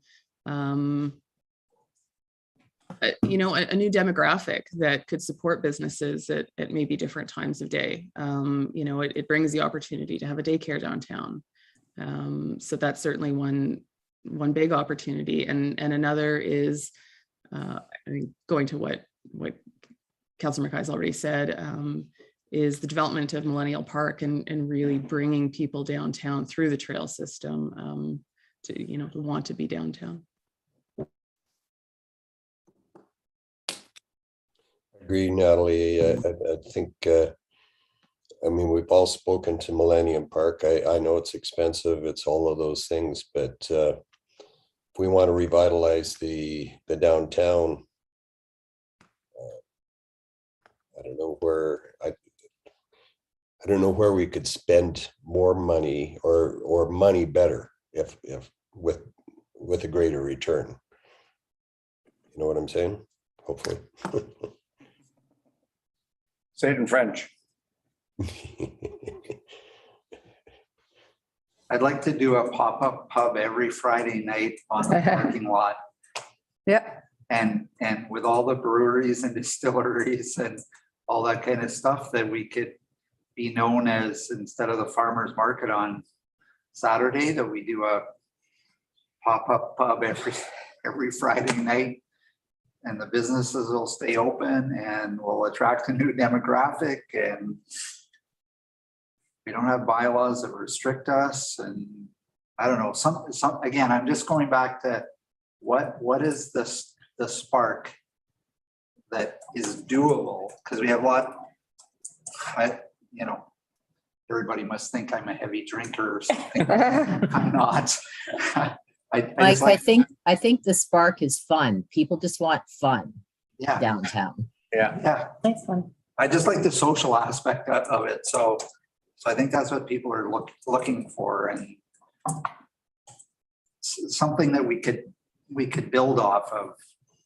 But we like that. Yeah, I mean, I love that idea, but we use whether it's Rock in August or whether it's other events, we use that parking lot across from St. Albert Place that was always envisioned to maybe be more than a parking lot, like a civic plaza that would create that gathering spot. Because right now you park there and you're looking in an alley at the back of other buildings, although there are some buildings that have access to that for their shops. But I mean, you know, there's got to be that pop-up. That I love the idea of the plaza. I know it's not on our book anymore, but maybe we utilize a different part of it as a plaza, right? Maybe it's the front of City Hall, or maybe we got to get people, like you said, and I agree with Shelley, fun, something that keeps people down here and then keeps them moving around. So I have one last comment. Everything we're talking about here today, so really the people-centric vibrancy, for any readers in the group, it's not going to work. The book is called A Pattern Language, and it talks about everything that we're talking about here right now. So for any readers in the group, it's a great book. What's it called? A pattern language. Patterned language. Okay. I sent that to you, didn't I, Adrian? sorry, I stopped reading I it. have a copy. reading. Yeah, imagine. It's good. It's a good book. And yeah, Does it have pictures? I just said it was dense. It was dense. No, I'm dense. It does have pictures, Ken, but also Okay, really good. little Good, typeface. good. Great. It's important to have pictures for Ken. Pop up. Christopher Alexander, is that- You have a copy I can borrow? Yeah, there you go. it's downstairs, yeah. Good. Check the library. Any other final thoughts on this question? No? Okay.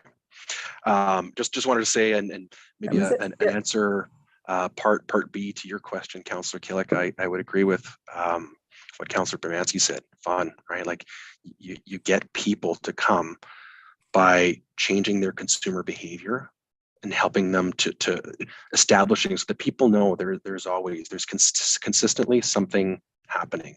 And if you can make it consistent and unique, people are going to want to come down because they're not questioning. They don't have to check a calendar and go, oh, is there something going on this Thursday night? No, we know consistently there's always this or something like this happening on this day of the week or at this time of the day.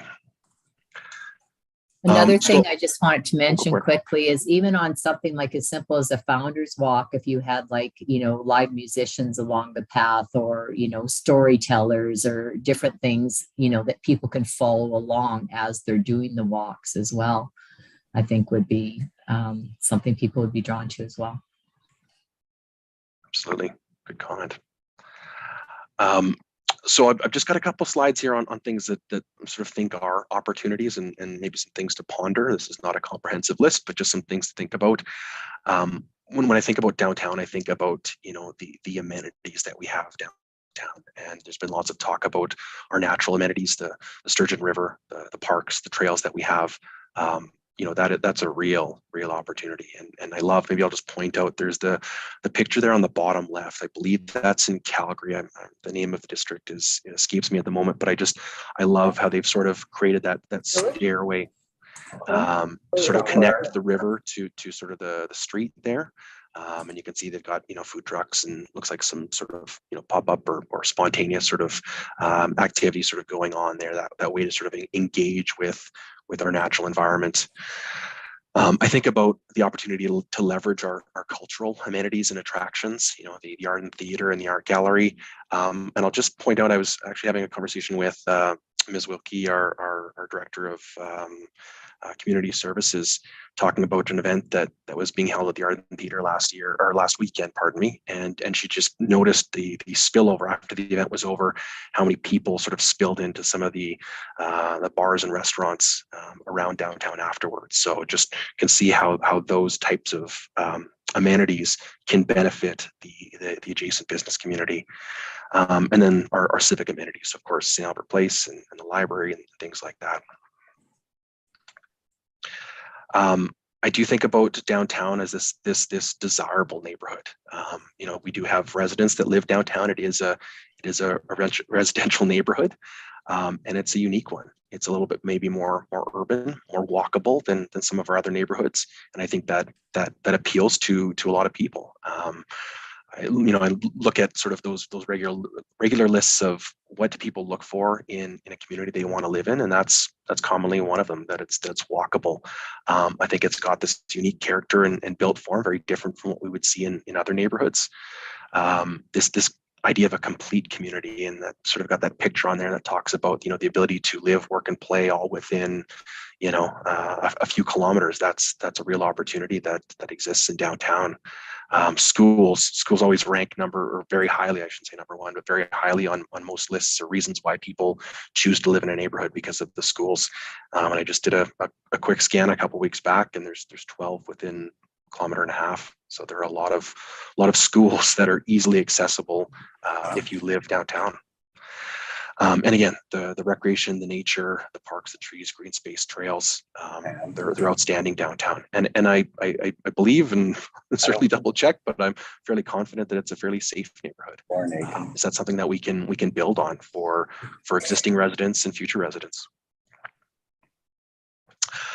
So again, we've talked a lot about this. I kind of like this idea of sort of comparing and contrasting the two, and not to say that downtown St. Albert is the same as South Edmonton Common or the same as White Avenue. They're of course very different, but just that this idea of contrasting the experience, the value proposition that you may get from these two very different business districts. So I think about like, why do you think about your experience as you're going to South Edmonton Common versus why you might go to White Ave.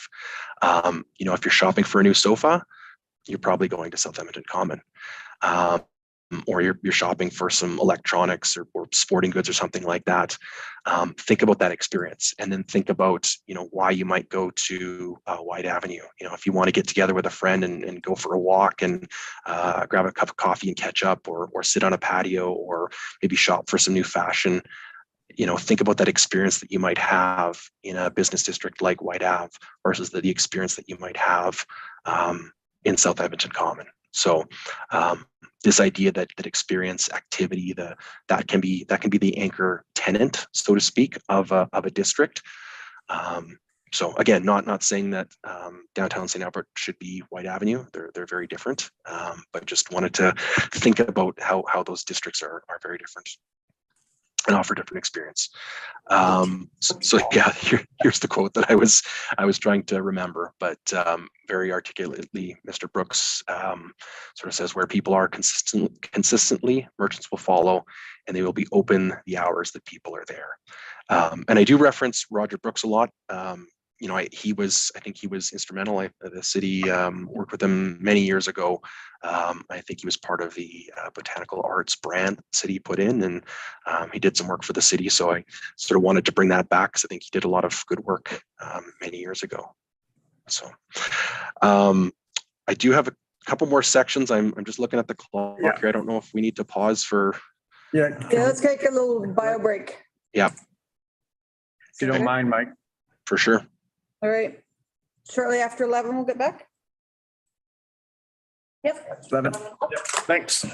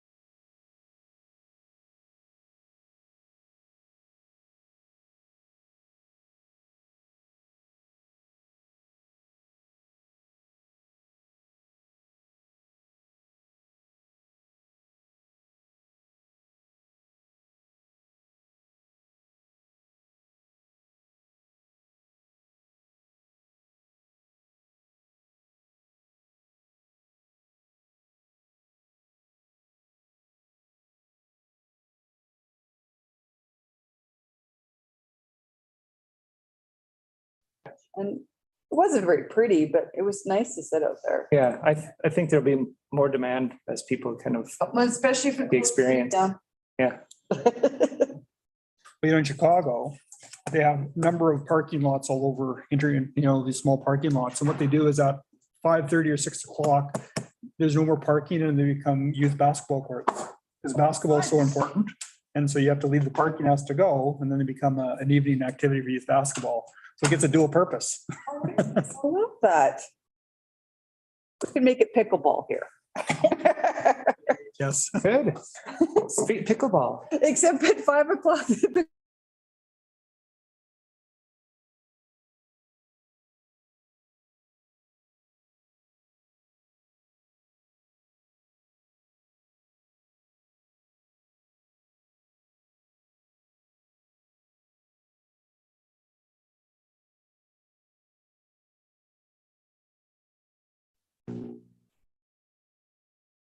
We can't hear the boardroom anymore.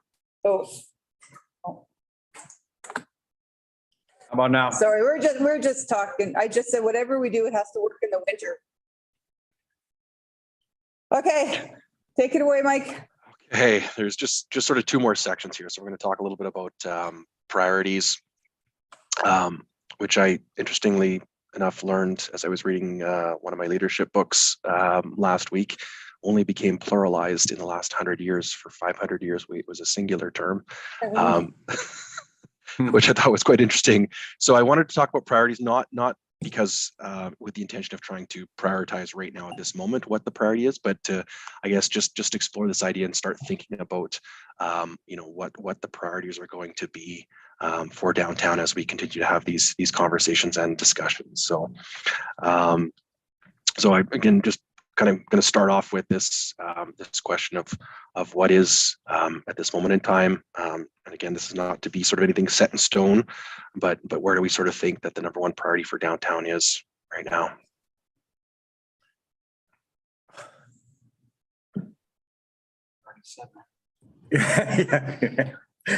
Mike's I've already afraid. said mine. Mike's afraid. Papa. I think. Can I have two? Yeah. Millennium Park and the near market housing. Can I ditto Natalie? Yeah. Mine would be events and a park space. Yeah. And we need the park space for the events. So there you go.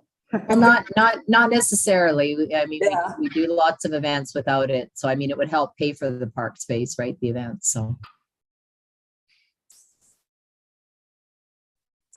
Any different thoughts or priorities?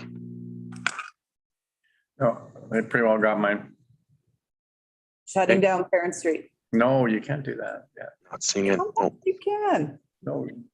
I think that we need to get rid of the building restriction height minimums to encourage development and not say it has to be under a certain level, because it hasn't really encouraged development for the most part, the exception of that one property in the far end, which is the easiest for soil conditions to build at a higher level. So if we want to see new development, to put other stipulations in place, if you want to have a certain character or feel, but the building height requirements, like I know for the community hall, for example, their lot was assigned over 4 stories, and having a community hall that's 4 stories high is unlikely to occur. And so they can't actually grow under these type of conditions because of that.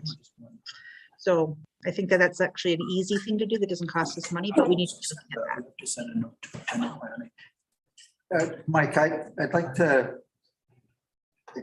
align with what Shelley said, and I think we have a number one priority, which is both a short-term priority. Like I really think we need to find something we can do this year. Like what can we make happen this year? Maybe it is an temporary event space, or I don't know, but I would love to see something that we have a near term, something that's really actionable. right away for the summer season. And keeping in mind that in any of the other things, whether it's affordable housing or Millennium Park, they're a longer term and they're big buck items. But if we just focus on the big buck items, it'll be another 4 years before we have a vibrant downtown. So I'd love to see kind of two priorities, one near term, one long term. And because we need to, strike when the iron's hot, right?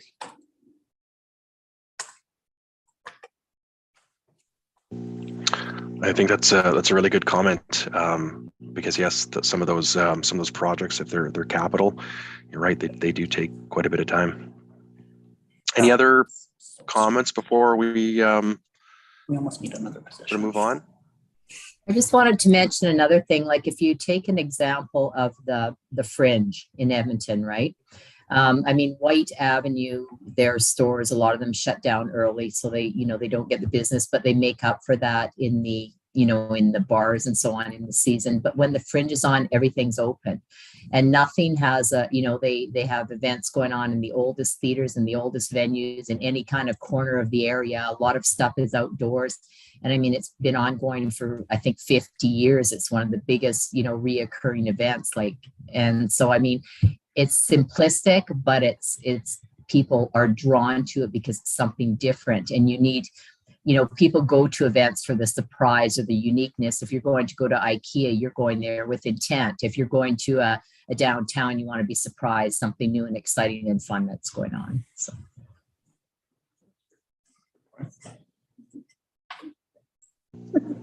Awesome.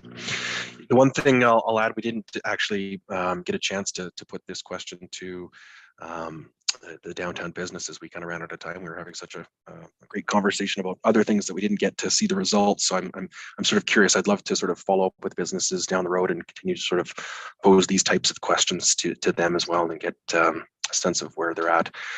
So I put up this slide. Some of these ideas here in terms of priority are a little bit more broad, right? So they're these ideas, and these are again maybe a little more common that you see across many downtowns. This idea of increasing private sector investment, is that a goal or priority? Improving safety, increasing stakeholder involvement, trying to get more collaboration amongst all the different groups and stakeholders, increasing foot traffic. That's something we sort of saw as a challenge. Improving that look or that aesthetic, tied to beautification, growing the number of downtown residents, people that live here and are here on a permanent basis. And sometimes, preserving history can be one of those priorities. So again, just some things to think about as we're moving forward with these discussions. So roles and responsibilities. Adrian, just jump in. Just one question. One question that I had. So Councillor Hughes, can you clarify when you were talking about height, removing height restrictions, were you talking about removing the minimum height restrictions so somebody could build a one-story if they wanted to, rather than removing the maximums? Yeah, or the minimums. Yeah. I mean, the maximums are one thing. It's the minimums that are the problem for a lot of new development to occur. So something in the is that true? Is that true? Like I said, I know the community hall, their minimum be 4 stories, and you're not going to build a 4-story community. And other developments too. I mean, we've discussed how, or it's been mentioned how the soil conditions make it very expensive to build, and it costs even more as you go higher up, and that's really a cost deterrent. So if we want to renovate any of their, or tear down and build new in any of the older buildings that are there, those height minimums are interfering with really land sales and motivation to do it. If they can't make a return back on their money, it's just not going to work. So it's a quick, easy thing to do. That doesn't cost us anything, but you could still have maximums. Obviously, that's what I was seeing is when I hear feedback from landowners or people who have it, that those are interfering with the ability to really change the character and landscape of the area. So that's what it was. Does that make sense? Yeah, no, I wanted to clarify that because when I heard it at first, I thought you were saying maximums and you wanted to remove the restrictions so that people could build higher to offset the cost of doing the pilings as you get closer to the river. But what you're saying is you want to allow possible Lower. one-story buildings. One or two, like I mean, right now, some are 4, some are 8 as a minimum. Yeah. And that's the challenge. So, I mean, whether you go to 1 or you go to 2 as a minimum, but I mean, the reality is that you can say we want to build up, but if the soil conditions make it so it's economically unfeasible, then they just don't build at all. Right. And that's what we've had. It's been going for 12 years. Unless they build a bigger project. Really big project. They have to do enough to offset the pilings. Right. But then, I mean, that really, except for this one development that's moving forward, and I'm glad it is, but with the exception of that one area, it really is, hasn't moved forward in the past 12 years. And what I'm hearing, it's very difficult the closer you get to the river to do that. That's the furthest from the river of where the higher buildings are going. But the closer you get to the river, the more expensive it becomes. And I think even like in 1982 or whatever, when we built Center Place, there was a ton of issues trying to build even 3 stories next to the river because of the soil conditions. Yeah, So there's probably hundreds of pilings underneath this building. Yeah, Could have been right. parking. So and so that's been the challenge, is that it's very swampy land, and trying to put restrictions on there really hasn't encouraged new development to occur. And the new development has occurred, has gone to 2 stories only. Like if you look at St. Thomas Street, they got exemptions to be able to build the 2 stories and not go to 4, 6, or 8. So the new development that has occurred has done it in a much more economical fashion. So that's what I was suggesting. Okay, no, that's helpful. That, I guess, for my administration, we weren't considering that as part of the review of DARP stuff, but that's something that's helpful. We can at least put that on the docket as something to kick around and look for best practices. I know the DARP, obviously it talks about, creating a street face that kind of has the human scale and has the vertical components to it. So we'll have to, we can look into it and come back to council. We'll touch on that subject. Yeah, I mean, it's just a matter of just figuring out what's economically going to be viable for developers or private land use to work. And like I said, like the community hall with 4 stories, nobody has a 4-story community hall. So the 2 choices are to tear it down, which would be really a waste, or just have to leave it as is. Because they can't do a major renovation without doing it to 4 stories. Or So, typically what you see in those types of kind of where a building is, I mean, well, we'll talk about the community hall. It's a fairly cheap and older building. Yeah. Typically what you see when you're talking about redevelopment in an urban setting is a landowner would sell their land to somebody who can do that bigger development. Yeah. And then as part of they would offset with like some sort of a long-term lease for a nominal amount that recaptures the land value and put the community hall as a part of the project. So you fold it back into a redevelopment, and then you build all this either dwellings or office space or whatever it may be on top of it, which brings the community more tax dollars, et cetera, more vitality, et cetera. So there's 2 ways of going about it, I guess. One's far more complex than the other. yeah, I mean, the thing is that right now it's being run as a volunteer organization, then that would involve selling it to a different private entity. The problem too is like community halls tend to be noisy. Like you have a lot of dances or music or something. It's not always just people quietly knitting in a corner. So, it does interfere with people who want to live above it or have to work above it as well. So there'd be other constraints around that. But what I'm just saying is under the current situation, we aren't seeing the development to the stories that we initially wanted and haven't seen it for over a decade. And so when I hear from landowners beyond the community hall is just an example. That's why we're not seeing that development occur, because the restrictions are not economically attractive to enough landowners to actually want to do it. So, like, if the soil's too soft, the soil's too soft. And if it costs that much more, it just becomes a real issue. So that's just the suggestion, so you guys can kick it around. For sure. Thank you.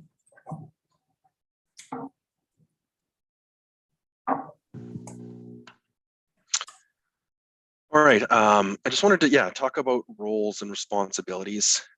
This sort of comes back to that sort of previous point about sort of land ownership, right? We as the city have a certain role, and we do own some property and whatnot, but there are many other property owners within downtown. There's lots of other stakeholders.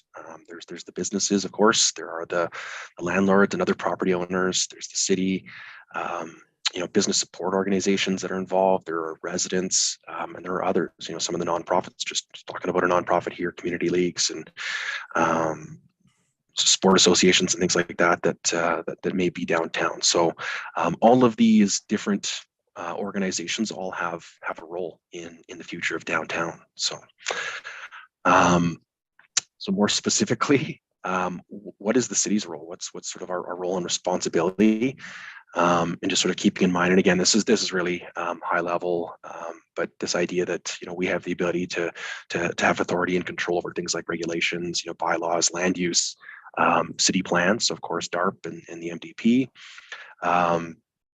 city properties, our own buildings, our own amenities, the roads, the sidewalks, the parks, underground infrastructure. That's something that we have control over. And then, of course, our city and public services, so the programs and services to residents and property owners. So, all this is to kind of to say that we need to be mindful and thinking about this of what we can and can't control, right? We don't have that ability to dictate or tell a property owner, outside of land use regulations, what to do with their property, when to develop, those types of things, how the business should operate. So we kind of need to make sure that we're working together and providing some of that vision. And then I was thinking a little bit too about this, our approach. I think I put role here, but this idea of, do we as the city, do we lead, or do we empower? And maybe this is more strategy. Is our role to coordinate, to facilitate, or to participate? Is our role to invest, or is our role to maybe incent investment? Is our role to collaborate, or is our role to mandate? So just kind of some food for thought that I was thinking about as we start to think about plans moving forward. And then this is sort of the last section. So some of these tools, and we've kind of talked about a lot of this today, and here's my little cheeky thing about no silver bullet. Silver bullet. I wish there was one thing that we could do. But I think it's sort of a combination of many things that need to be done. And even Councillor Killick, your comments about sort of, long-term things that we can do and short-term things that we can do, I think that makes a lot of sense. So this is not an exhaustive list, and I just tried to kind of simplify a little bit of some of the tools that we can use. So talked a lot about capital investments. So construction improvements to city buildings or amenities, roads, sidewalks, parks, the underground infrastructure. We've talked a lot about that. Some of the human resources that are sort of at our disposal, the people and expertise that we have within sort of city administration to enable the planning, the implementation, the coordination, all the communication and stuff that is required for some of these projects and these programs and plans. The regulations we talked about. I even put some examples here around sort of short-term stuff. I think the sidewalk cafes and patios that were put into place last year is a really good example of some regulations that we can sort of use to make things easier to achieve some of the objectives that we're trying to achieve with whether it be through DARP or some of our future plans.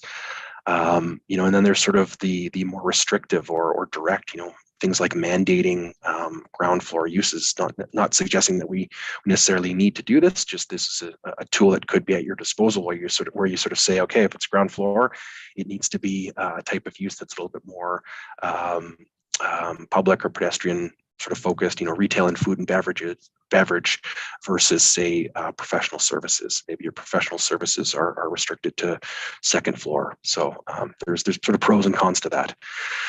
This idea of collaboration being a tool, how we work with other organizations, whether that's private sector developers, or do we work with them? Do we partner with them?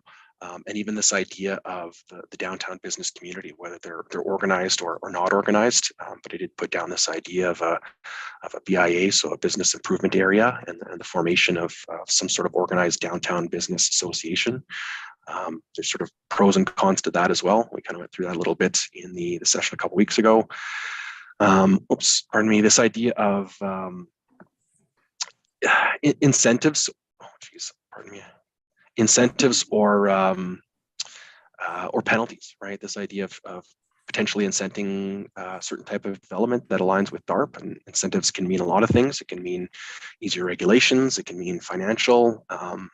There's a lot within incentives, or the opposite. Do we look at sort of putting in penalties for things like vacant properties that have sort of remained vacant or derelict? I don't know that that's a big issue here, but again, these are just examples. And then this idea of advocacy. So whether that be to other levels of government for financial support. I know some of that has happened through the province recently with other municipalities, or just that idea of sort of public support or amplifying some of the campaigns that may benefit downtown, whether that's something that's businesses are doing themselves, or whether it's shop local campaigns, those types of things. So there is a whole suite of different tools that we can think about to try to achieve our goals. And I think the intention is to think about what are some of those opportunities and challenges that we identified, and what are some of the best tools at our disposal to use to achieve maybe some of our short and long-term goals. And that's really sort of the end of the presentation. So I can stop sharing my screen, and I guess just sort of open it up for more questions and discussion. Just go ahead, Adrian. Yeah, Mike, I had a question. If you go back to, if that last slide you're talking about different ways to incent development. And one of the things that I know we've talked about, which I don't think was on there, was the city as a partner, and putting some additional pieces of our land in play. So we've talked about, we have surface parking lots at 6 St. Anne, at Taché. Those are both in the DARP as being identified as potential redevelopment sites. We are doing that with 22 St. Thomas now. So I just wanted to note that it is something that we are doing, but it wasn't expressly noted on that list of ways to kind of get the ball rolling. Yeah, that's a great point. Absolutely. I mean, that's something we have at our disposal is that land, and do we sell? Do we develop it? What do we envision for some of those properties that we do own? Definitely.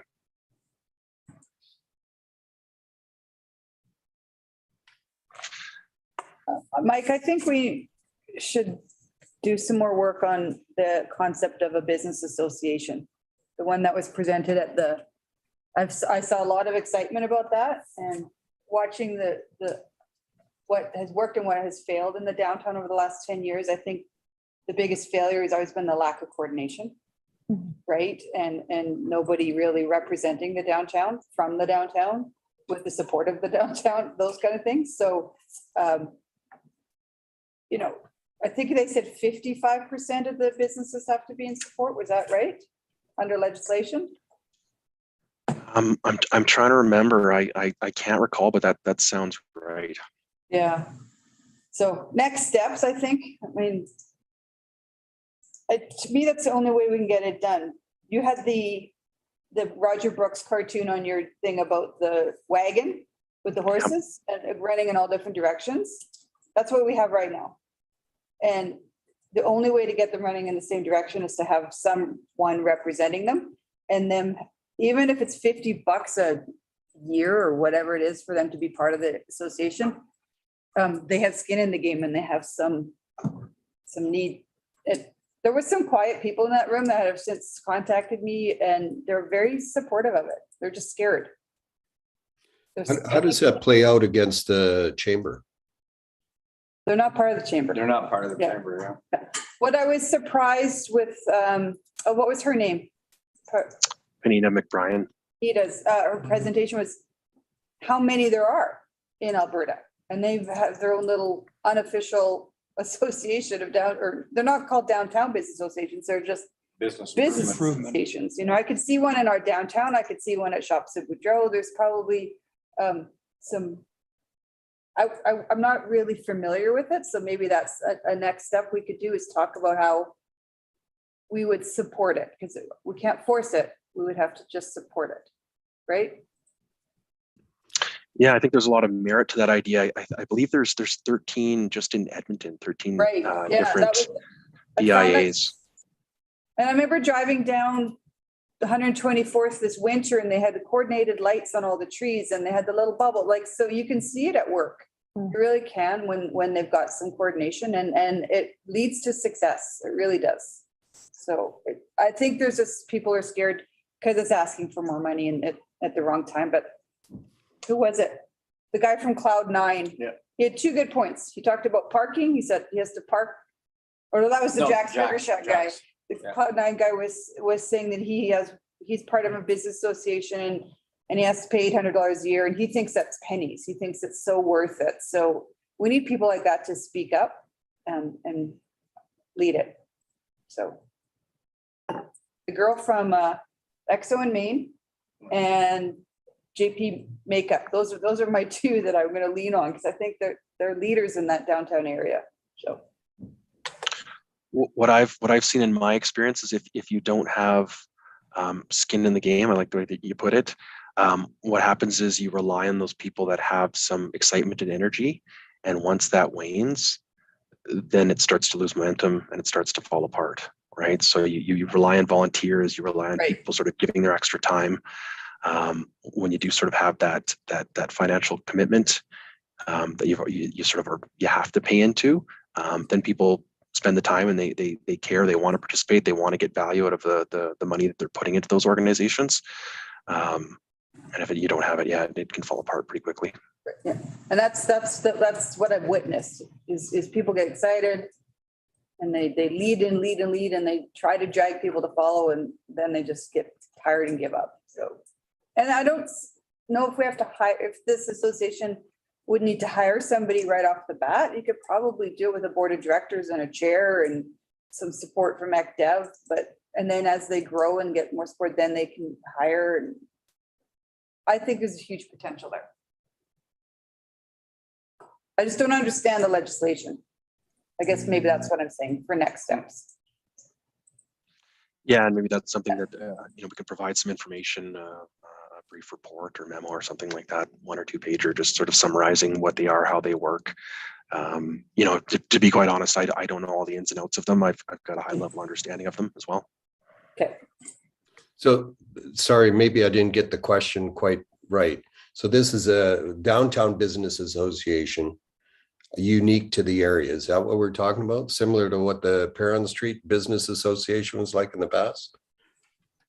No.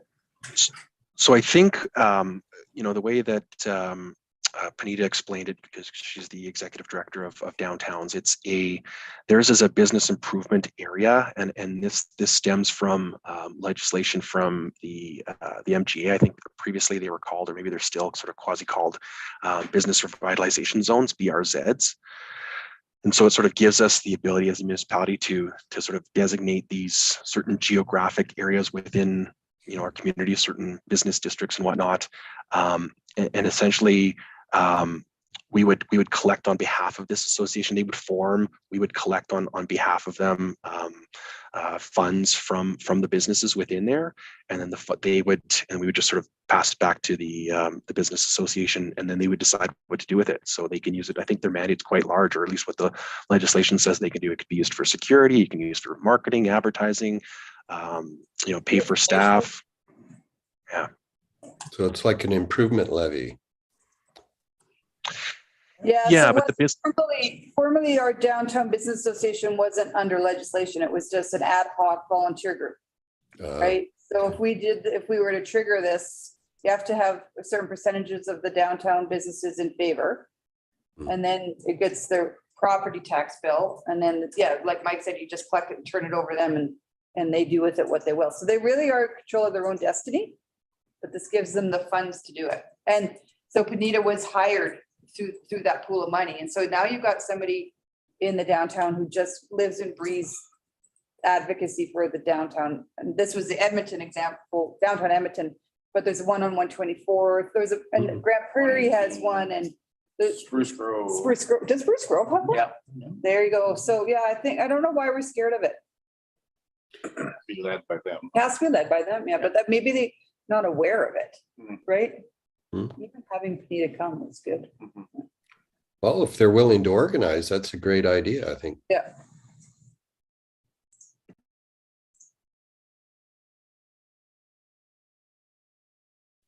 Any other, I guess, questions? I mean, that's sort of the end of the formal presentations. I think obviously Adrian and myself are still here. I don't know if there's any questions on any of the transportation or utilities stuff that was sort of mentioned at the start, but really this is an opportunity to have further discussion on any items or ask additional questions. I guess, Mike, are we willing or think it would be a good return on our investment to invest like a, kind of like a Kickstarter fund, like the city said, we were going to invest $100,000 in downtown. I know money is hard to come by, but would we get a good return on our investment of saying, if we spend $100,000 and it attracted people downtown, that would be the spark that could, like, what was the spark for San Antonio? Did the city step up? Or, I look at Austin, I look at, Quebec City, the cities have invested startup money that gets that ball rolling, and then they say, oh wow, now we've got a vibrant downtown, now we can sell land and develop it, and now we have a restaurant that opens and things. So I'm thinking, if we were to do a downtown business association and that was funded through their property taxes, the city could maybe offer to also add another 50 a year. Yeah. Because it's important for us to Like build land. Yeah. Matching funds. Yeah, Like if we're for really, 5 years just to really get it going. Yeah. it's kind of the, put your money where your mouth is kind of thing. That sounds a little bit harsh, but like, is that a good return on our investment? If, as Mayor Herron said, to have a matching funds, like to tell the Downtown Development Association, if you contribute to this development fund and we'll put a matching amount in, something like that, to get it, Just accept it. to say we're here as a partner. I would maybe answer that question this way, because I think when you talk about return on investment, we need to know what the return is that we want, right? Or return on objective. So what is that objective? What are we trying to do? And so I kind of think you can do it two ways. You can sort of go, okay, here's the number of dollars that we're going to put towards it. Here's the number, $100,000. What are the best tools in that toolkit to achieve that objective? Or you can do it the other way to do it, I think, is you can sort of go, okay, here's the objective that we want to achieve, put together a plan to figure out how to achieve that objective. And it might cost 200 grand, or maybe it costs 50 grand, right? So I think it sort of depends. I think that's kind of a consultancy type answer to give. And I can't speak to San Antonio. I don't know what they've done there. The other thing I might add is, $100,000, it depends what we're doing. If we are, if it's capital, $100,000 doesn't get you very far. If we're talking about activities and programs, certainly that can happen, but activities and programs require human resources to implement, right? So you've got to think about the human resource cost to go with it. Yeah, no, I'm thinking more that as a matching fund, it would just simply say that, again, that the downtown association would have to take control and they would have to come up with the ideas and do it. But if they are willing to put their money into it, we would be willing to put matching funds in and not still have them take ownership of saying, wow, you know what, we're gonna open up more patios, or it would just help get them going, and it would show our commitment to this. Not take on any of the responsibility, because that takes ownership away from the Right. business. Yeah, I actually, there was a comment that was one of the business owners came to me during that session a couple weeks back and sort of had that idea of sort of seed funding. And I thought that made a lot of sense. Yeah. But after they trigger the legislation. Yeah, after they set up their organization or not a condition of it, but just a commitment that says, you guys set it up, you get the ball rolling, we'll be there to support you with matching dollars, something like that. Right. I think there'd be good value, quite honestly. It'd be worth a 1-year trial to say.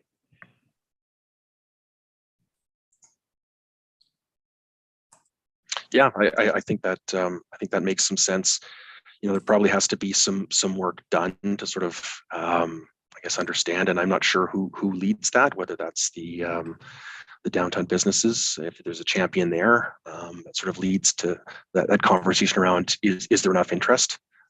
Is that a role for the city to sort of take on to see if there's enough interest for that, and try to figure out what those initial costs might be to sort of get a potential organization sort of kick-started.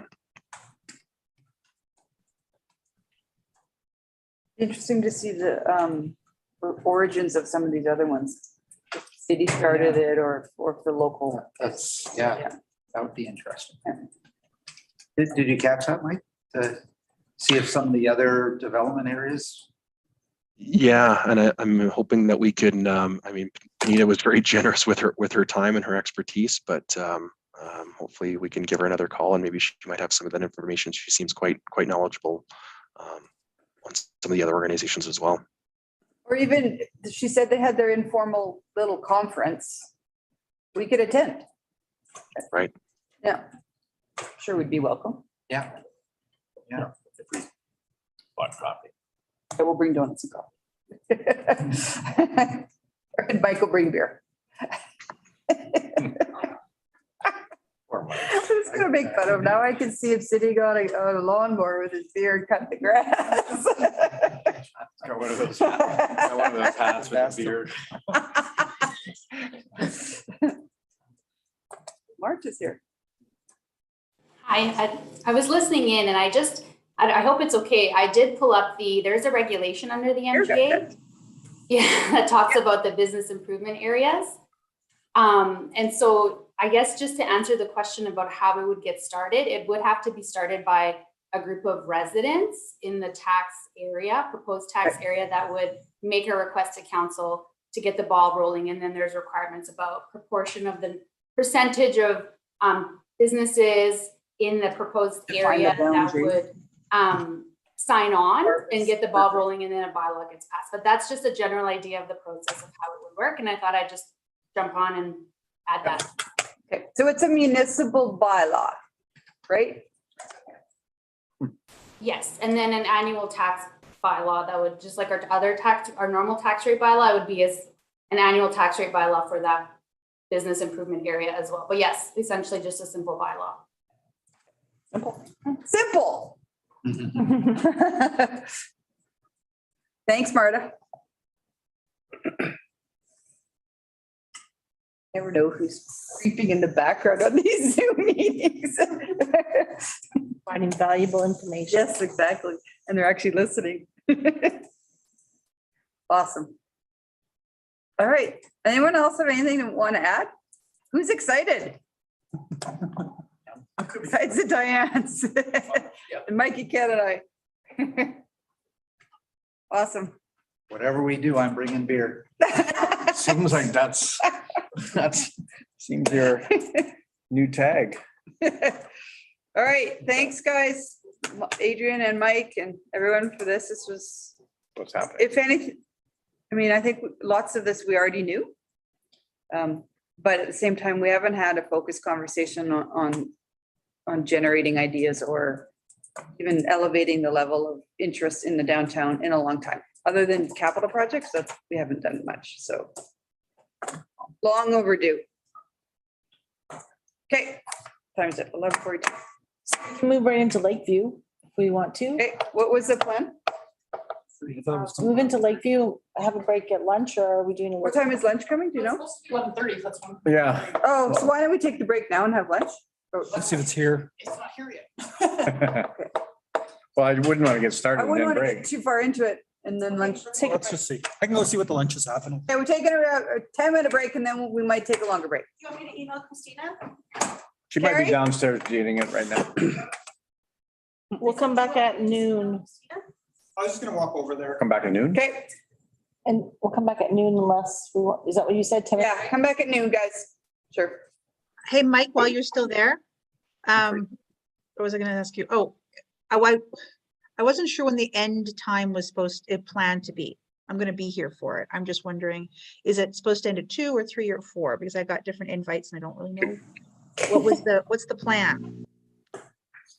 I don't know if we have a set end time. A goal or When is the beer expected? getting Well, done? Sheena, Carrie mentioned right at the very start, we'd probably be out of here by 2. Okay, like that's fine. Like if it's 2 or 2:30 or whatever. I was just looking for a ballpark. So I wasn't sure. if it was 30 2 or- slides. 30 slides. Well, maybe 2:15. Maybe a little bit later.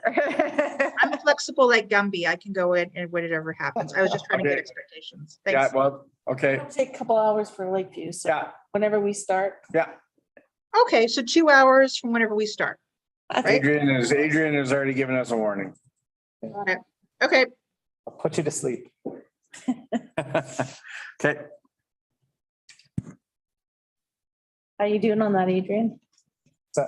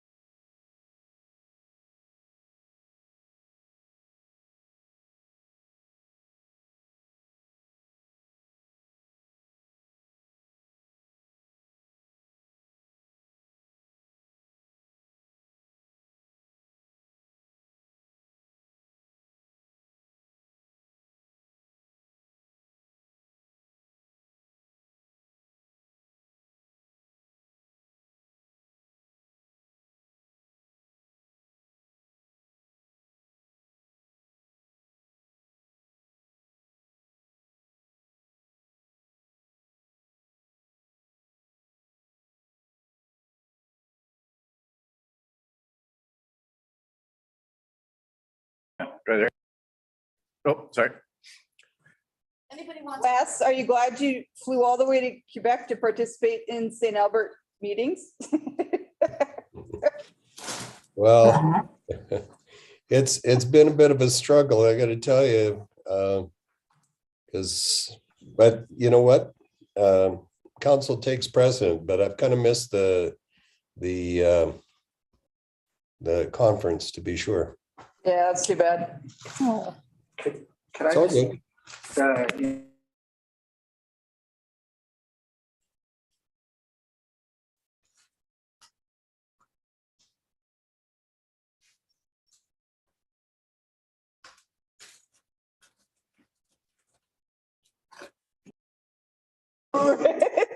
so I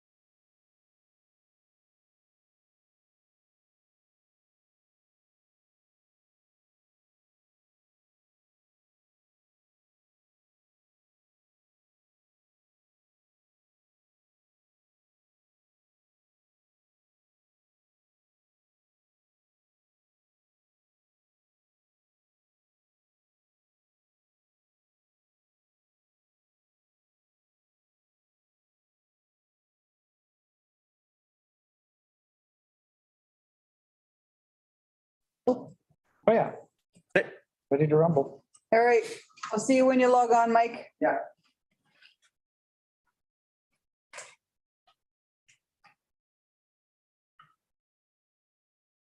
Okay, we'll be in touch. Bye. Okay.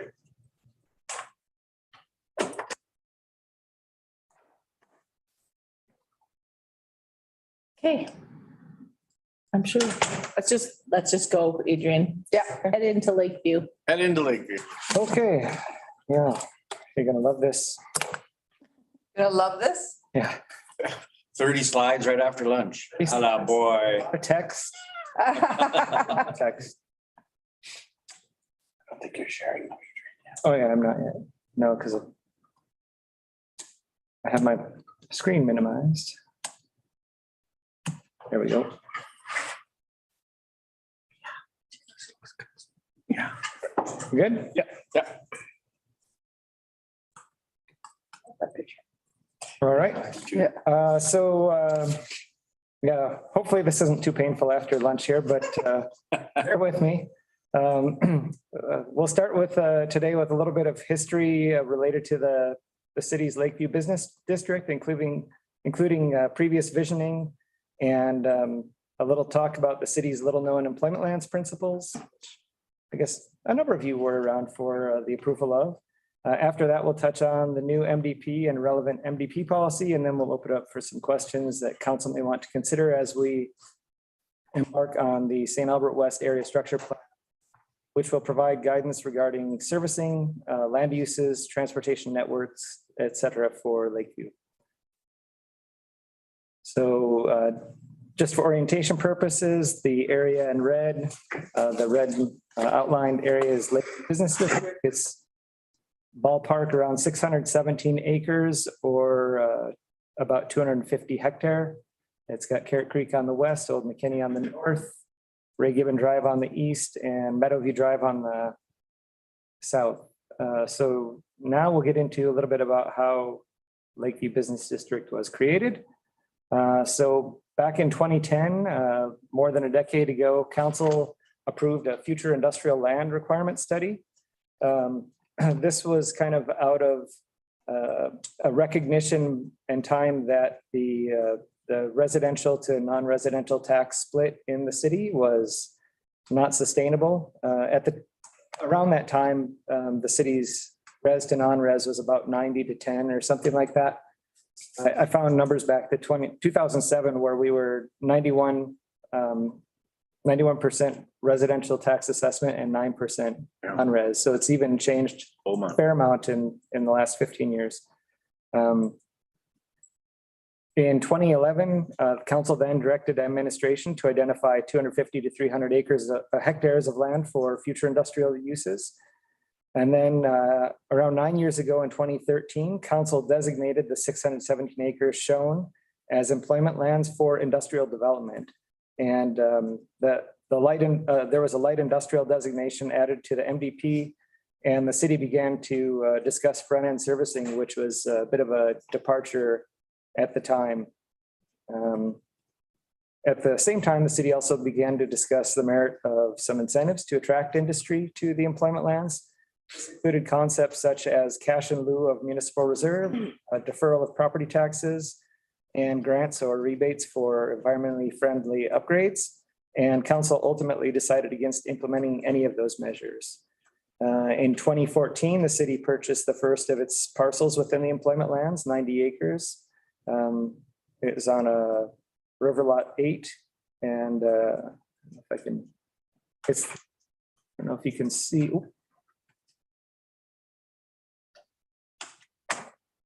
I don't know if you can see that, but it's the dark green parcel that my cursor is on.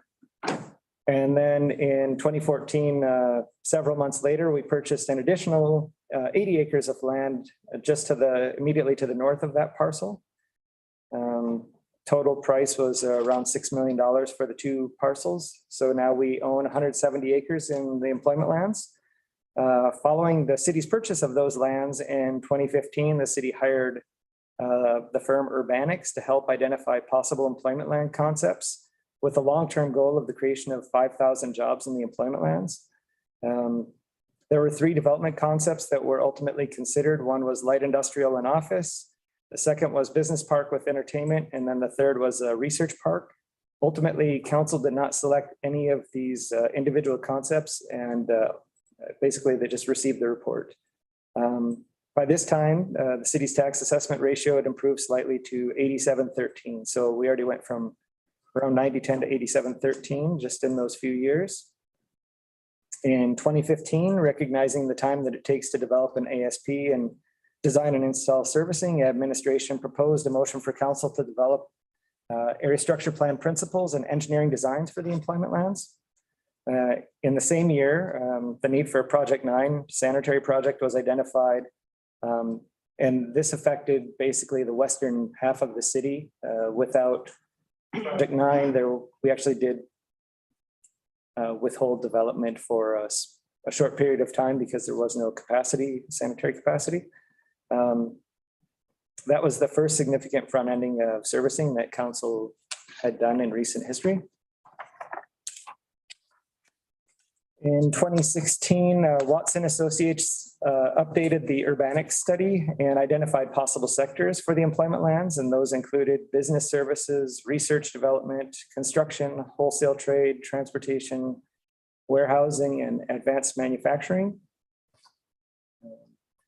Then in 2016, also in 2016, the city approved the land strategy guiding principles, and there was then employment lands area structure plan visioning.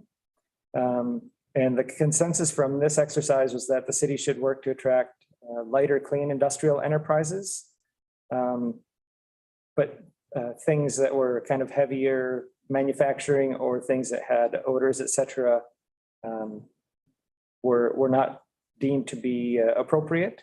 Laydown areas were something that were kind of viewed as not being profitable enough for our industrial areas at the time. One thing to note with the employment lands, I think there's a little bit more need for sensitivity around odors just because it's on the west side of the city. So we've got prevailing west winds here. If it was on the east side of the city, you might have a few more options, but unfortunately it's on the west side of the city. So And stop, Strathcona. Most of their heavy industry is kind of on the west side. That's the point. yeah, I think there was sensitivity at this time too. It was, Morinville with their dog food plant. Yeah. Blowing kind of from the south anyway. That was just a comment at the time I had noted. Anyway, so the employment lands principles were approved, and the city kind of as part of the employment lands principles reviewed a couple of different assessment and tax yield scenarios.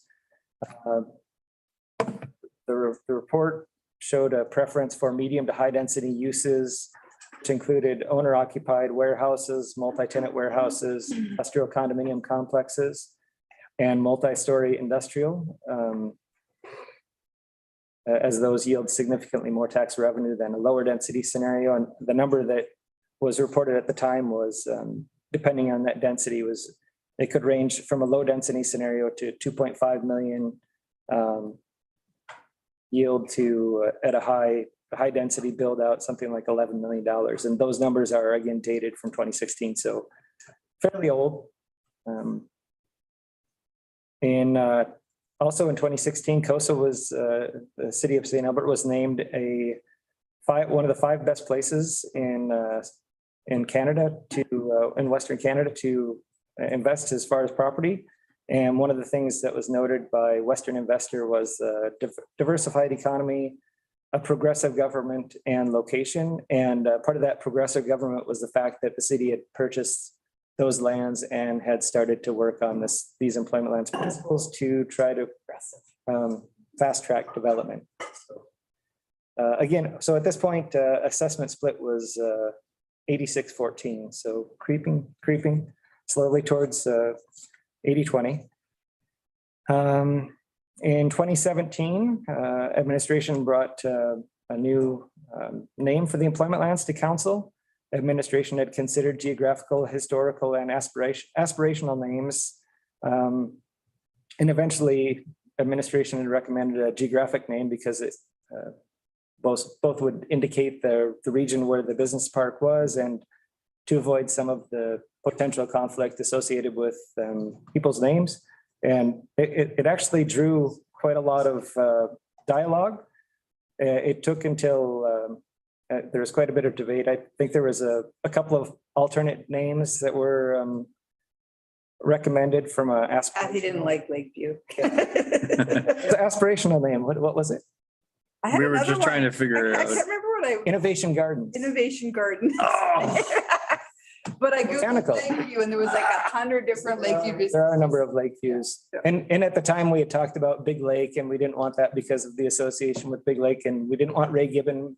So anyway, It is what it it's is. what it is and we are where we are, but it was interesting the amount of discussion that Marketing. over the name. Yeah, there's a lot in Innovation. the name. Come on, that's not bad. In 20, And doesn't like it. council first approved funding for the Lakeview ASP, and then actually what happened was it was decided that it would make more sense to go forward with the MDP rather than the ASP for Lakeview to kind of get some policy direction. So the money was shifted over to the municipal development plan, which we worked on from 2018 to 21, and that does indeed provide some policy direction as far as the Lakeview Business District is concerned. There was, I should note, council did at some point there, I think it was late 2018, they approved $110,000 for some technical studies to do in the background while we worked on the ASP or the MDP, I'm sorry. Okay, yeah, so in 2020, council selected Northwest St. Albert, Range Road 260 Chiro to be the community amenities site for the city. And this choice was important because this led to the next bullet, which is bringing services across Ray Gibbon Drive, which was a significant impediment to development of the employment lands. In 2020, the city received federal stimulus dollars and also front-ended, they did a servicing or a borrowing bylaw to do front-ending of services, which were then followed by expedited design work, and construction itself on those services began in 2021. And I think they're all largely complete now. I don't think there's too much of anything left, but Donnie can chime in on that when we get to the discussion points here. And let me just see.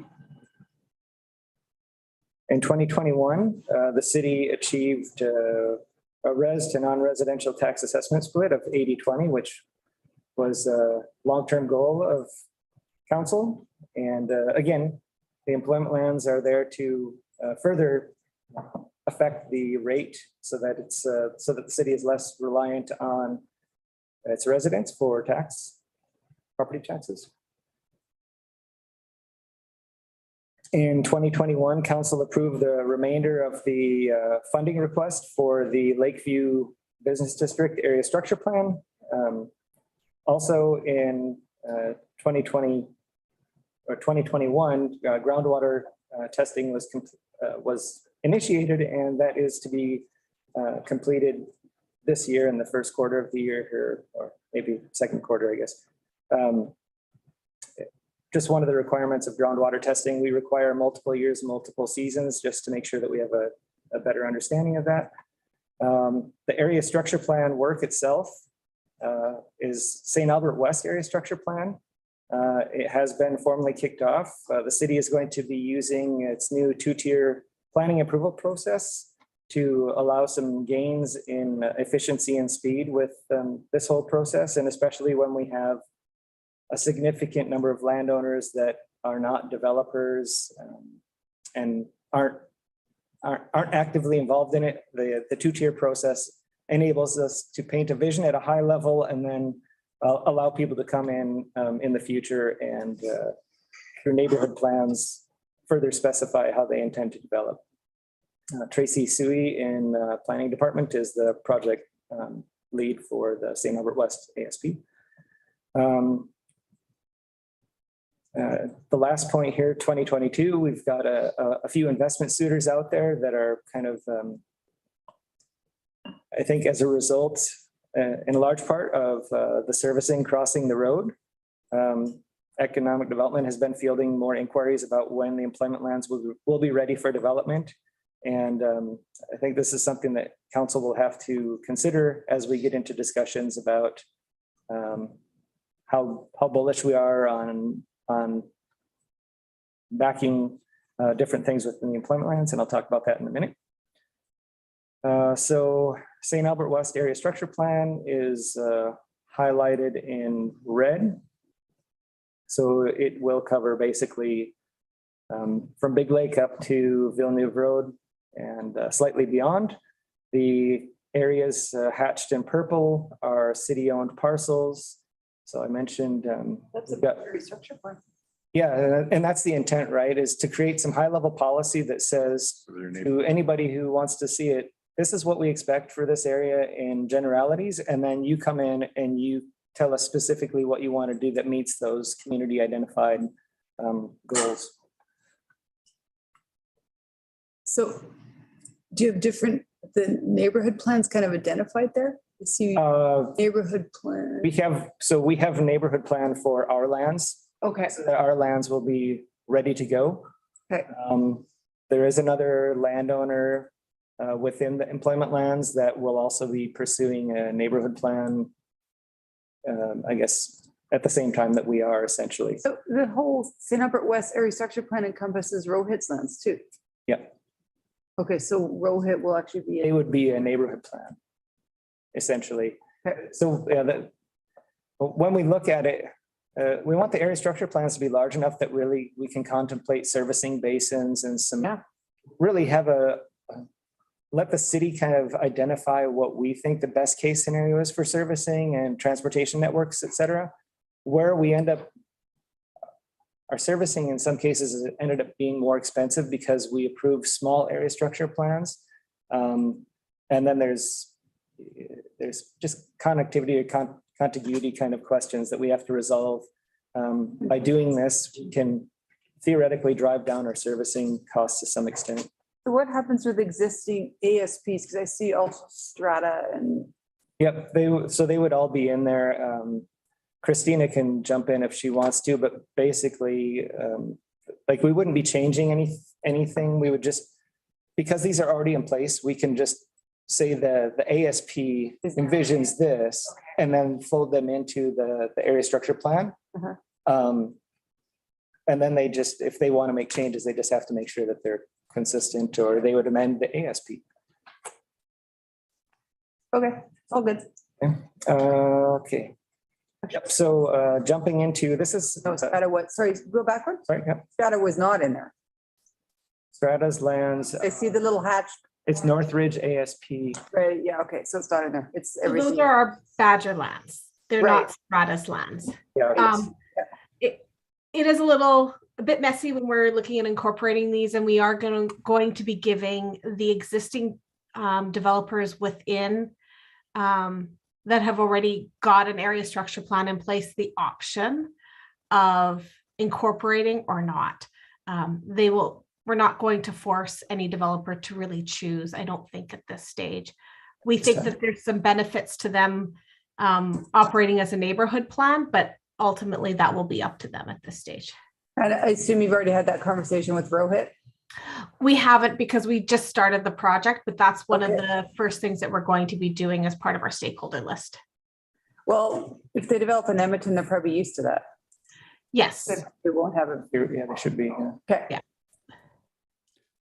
Adrian, do you have a map with the floodplain around Big Lake? I'm just wondering how much is actually developable south of Meadowview Drive there. I do.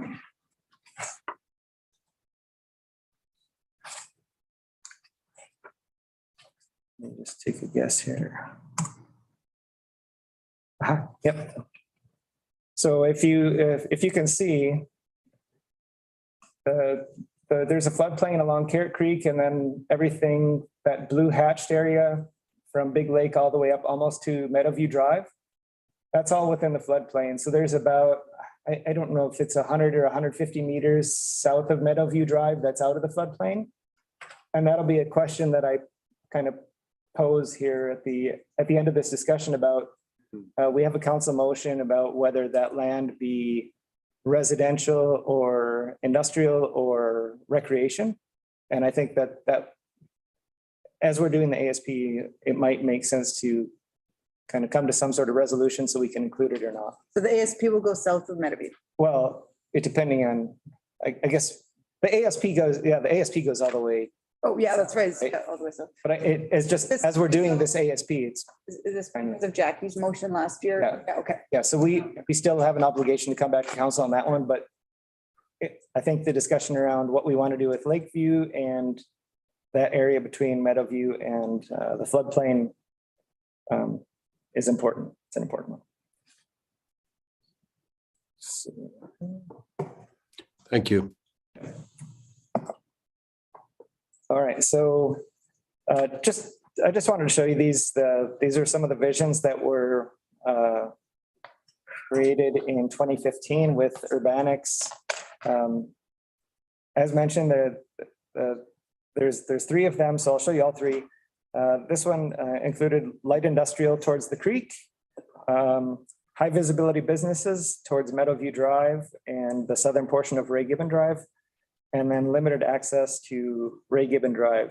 And I just, when I look back at these, one thing that I noted, and I think I've mentioned it in the past, but I think there's an omission here that maybe council wants to consider, and that's the Carrot Creek corridor. Yeah. In every one of these graphics, the Carrot Creek corridor ends up becoming almost isolated or at the back of development. So you would, when we extend the Red Willow Park trail system, you would come up behind along Carrot Creek and you would have a nice view of somebody's lay down yard or storage yard and et cetera. I think if it were up to me, I would advise that it makes more sense to one side development on this, but this is a question I'll pose for council. And by saying that, I mean that you would run basically whatever street parallels Carrot Creek, almost to define the edge of the floodplain and or the public land, and then have the businesses facing Carrot Creek. And that way it both benefits from a SEPTED perspective. So you're not creating a corridor from a crime prevention perspective where somebody is isolated from people if they're using that Red Willow Trail. And just also from a usability perspective, and I think a quality of life perspective, I think when you can add, and you've got an amenity that you can readily make available to people there, and I think it makes more sense to have the public street facing it and then have the businesses view it rather than put it behind private parcels. But that's just my one person's opinion. Educated opinion. Sometimes. Yeah. The second concept involved business commercial with entertainment. I think they had like some sort of a racetrack or something like that in the Northwest, and then entertainment district in the Northeast, and dog racing. And then high visibility businesses along Ray Gibbon Drive, with the majority of the businesses being commercial. And then the third of these concepts was for knowledge-based research. And I think Innovation Gardens. Yeah, based on my recollection at the time, this was the preferred option among kind of the attendees that participated in this exercise. But again, none of these were identified as being the preferred option by council. The report was received, so none of them have any status. They're just ideas about what could have been done out there. So this one had a university campus in the Northwest, the entertainment zone in the Northeast, several accesses onto Ray Gibbon Drive, which is kind of interesting based on the plan for Ray Gibbon Drive. Reason Brothers would like that. Yeah. So the employment lands principles, this was done in 2016. Again, I don't think a lot of people know about it, and it's actually kind of hard to find on the website right now, but it was based on, I think it was around 60 some respondents. We contacted all of the landowners and then members of the public to provide input on what they thought the city should do with the employment lands. The high and medium density kind of industrial development or business park development were preferred to low density. Knowledge-based and creative industries and light industrial and suburban offices were preferred to public work and laydown type of uses. There was support for high quality design, walkability, public art, etc. And then this is kind of an important slide. And I know it was talked about at the time of the employment lands. There's this balancing act between high qualities and high standards, and then the costs and economic viabilities. So I think there's the old saying, like, you can do good, fast, and cheap, but you don't get all of them at the same time, right? So you can do good, maybe you don't have fast and less expensive development, but maybe if you want to do faster and less expensive development, your development standards aren't quite so high. So again, these are just the principles were actually approved by council, but this is something that maybe when I walk through the principles, we'll be asking council if they have thoughts on whether we need to refresh those or not. So as far as the principles go, there were 5 themes: economic viability, flexibility and integration, environmental sensitivity, high quality design, and then technical feasibility. So This is 2016. Item number 3 was to strive towards this 80-20 non-res res mix, and we're there. So that's, I was kind of surprised to see that. Like, I just want to add though, that we're at a, tax or Assessment. tax, not assessments, but we're at a tax of 80-20. We're still not at an 80-20 assessment split. oh, it's tax. Okay. Yeah. Because I think originally the goal was 80-20 It assessment. was, it is 80-20. Kind of just inched away from that and got towards tax. And that was, Where we can then. that was, almost huge. I think at 2016, this was like an exceptionally lofty goal to get to 80-20. Well, it would be if you were talking assessment Yeah. split. Yeah, I mean, MD. I think we're still at 80-16 or 85, something like that. The new and Flourish, when we talk about a 70-30, it's tax. But right, does it, or does it, that's assessment. is it assessment still as well? That's my understanding, yeah. Okay. Because It we're, is assessment. Okay, thank you. Thanks, Christina. Yeah, the annexation lands were 60-40 to push us to 70-30. Right, yeah. Okay. So flexibility and integration. So this talks about, limiting accessory uses, integrating public facilities, minimizing noise pollution and odor. Talked about that a little bit. Environmental sensitivity. So this is something that I know we dealt with this at the time, and I'll just say it like, there's some angst about developing employment lands near Big Lake and Carrot Creek, and there's nothing wrong with that concern, but I just want to say, so the lands that we're talking about are not pristine, undisturbed lands. They've been heavily disturbed agricultural lands for the better part of almost a century. So we have policies in place that protect the floodplains, and on Carrot Creek, potentially 50 meters from the top of bank in areas where the floodplain is close to the bank. Council will have to have some discussions about how we approach the rest of Big Lake from a, I guess, environmentally sensitive perspective. And there are a number of things that we can do that I think aren't too big of asks.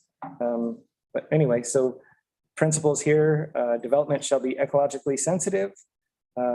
We shall buffer the floodplain and recognize open space as a wildlife corridor, and then encourage energy efficient and sustainable design. And in this, it has even, like talking about winter city design, street orientation and stuff like that. And at this point, we'll get to it. But one of the things that even triggered, and Councillor Killick has that book now, but the book talks about, are there ways that you orient your streets to optimize your solar, the building solar exposure? So rather than go a straight north, south, east, west orientation, do you run your streets in the northern hemisphere like a south, northwest, southeast kind of alignment, so that as the sun comes around in the wintertime, buildings aren't blocking each other from solar access? But it's like we don't have anything like that around here, but if we talk about winter city design and solar orientation, I think we could at least have the discussion and dismiss it if you want to or not, but I think that's very cool. it's on the table. And it might complicate Donnie's life from a servicing perspective. Adrian, I brought up to Carrie the other day, because in the blast letter, there was a conversation a bit about light pollution too. Mhm. So you're right, it's agriculture and heavily disturbed, but you start putting industry there, you've got noise, and then you also have light. Yep. Migratory birds. I have that at the Do you? back end. I'll be quiet. Sky friendly, whether that's Okay. on the table or not, yeah. Okay, so high quality design. So this one talks about having high quality design and landscaping and architecture, and that just gave Mike some gray hairs hearing that. It definitely makes it more challenging, and it takes some businesses off of the table if that's So is this strict adherence. the principle that we should be talking about then, maybe? These are principles, and I think that they're part of that balancing discussion that you'll want to have. Yeah. Because the employment lands principles, when they were approved at the time, they set definitely a higher quality of design, higher standard for development. And that means that, like I said, you're taking some businesses maybe right off the table, or you're having some difficult discussions when they're coming in and trying to develop and things like that, because you're trying to create a better quality environment. So you say we should have the conversation. When? Well, well, yeah, you can have it today. I've got, I think probably 10 questions for council to think about and consider, and Okay, I'll wait then, so, because I'm ready. yeah. So, again, talked about orientation and scale, social interaction, pedestrian linkages, and I know that there was discussions back at the time about like, if you're creating, I guess, what is good enough, what is acceptable? We heard all the time that Campbell and Riel, we don't have the pedestrian linkages, and the workers there, you know, we're forcing them to go into their cars and go out and drive on the streets, et cetera. And is that what we want to create? That's the cheapest, or do you want to create something where you can one side some pedestrian accommodations, and then what level of social interaction do you encourage? All things that probably can be discussed. And then from a technically feasible perspective, making sure that there's adequate connectivity between roads, sidewalks, travel transit routes, et cetera. Ensuring that there's high-speed internet. So that's, I think, between smart growth and some of our engineering standards, I think we require conduit, if not fiber, in all new developments. So that should be being addressed. And then just the constraints of any gas infrastructure that may be out there. And then jumping over to the municipal development plan, we have a number of policies that I just want to touch on. So 6.22, establish an ASP for the Lakeview Business District. And then within that, accommodate for a range of light and medium industrial uses, offices, and other complementary commercial, service, and institutional uses. And even in the MDP, this was an area structure plan will include urban design guidelines to guide development in the Lakeview Business District, ensuring edges and areas with high public visibility are defined by high quality buildings and landscaping. So that goes to the notion that you can maybe have some of these exceptions more into the interior of your project, but the stuff that's more front facing on Ray Gibbon Drive, Meadow View, et cetera, may have a little bit higher expectation placed on it. And then 13.1, outward growth. Basically, this one states that the city is trying to accommodate and direct growth, employment growth into the planned Lakeview Business Park. There's if you look in the MDP, there's a whole section about why we grow west, kind of some of the opportunities that are there from just the investments that we've made in the past and are making or have made recently, the community amenities site and the tie-in between the servicing between community amenities and the Lakeview Business District. And then the opportunity to enhance that Carrot Creek corridor as a citywide recreational amenity linking to Red Willow Park. Those are all kind of notions that were considered there. And then specifically within 14.7, there's just a number of policies about how we should grow, have appropriate buffers between employment areas, restrict residential where it may be in conflict with our employment lands, require ASPs to identify appropriate locations for complementary commercial uses in employment areas, and then ensure that uses that are adjacent to neighborhoods, et cetera, have high quality facades. So just what I had kind of touched on previously there. Again, further in the MDP policy, limit visual and noise impacts. So that's, I'll get to it. Okay. Creating a safe and comfortable environment for pedestrians through street design and development plans. And then 14.7.8, protecting land for employment purposes. And this is basically just saying that we shouldn't take stuff out of employment, designated employment uses unless we can identify that we have more than adequate land for employment uses. And and the conversion, would result in a net benefit. And then 1479. So this is very specific to what we're talking about. Ensuring development will not have an adverse effect on Big Lake or Carrot Creek, protecting public access to and along Big Lake and Carrot Creek, permitting a broad range of employment uses, including high quality standards regarding building facades and landscaping, and including urban design and sustainability guidelines. So those are all kind of things that council has already approved, past councils have approved. When we look at the MDP map itself, we've got the area in purple is designated as an employment area, and then there is a mixed employment area that's located or identified north of the CN rail line, south of Old McKinney in the employment lands. What's the definition of mixed?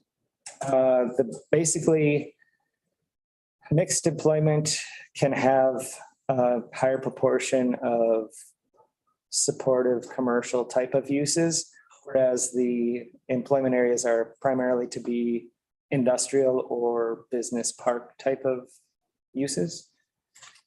Where can Friesen Brothers go? Giroux, I don't know. Yeah. Community amenity site. Okay, no, just curious, because you've heard that they're looking at that area. Yeah, yeah. Adrian, is there anything in our principles or in the MDP principles that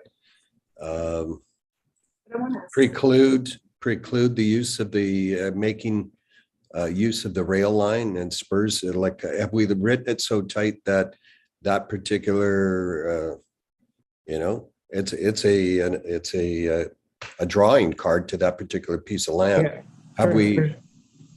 For sure, we've talked about this quite extensively, and we've actually Mike, if he's on, can jump in, and he's had direct conversations with CN about whether we could accommodate some sort of a rail spur or something like that.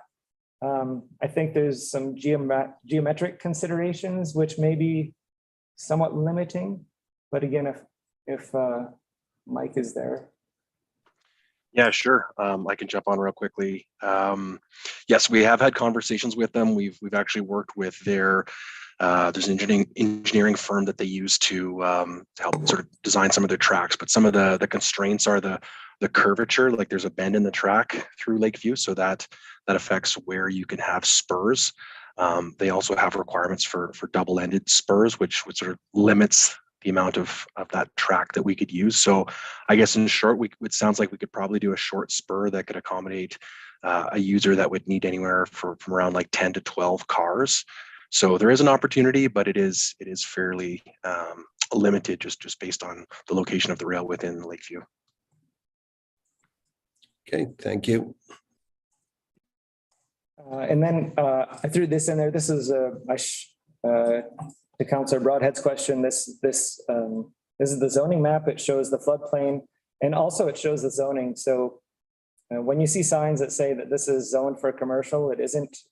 It's zoned urban reserve right now, and we will be changing that name as part of the land use bylaw review because it does cause some confusion. But basically, Natalie just gave you a little fancy. this is all a land holding until such time as we have an area structure plan and neighborhood plans in place where we can identify the proper zoning.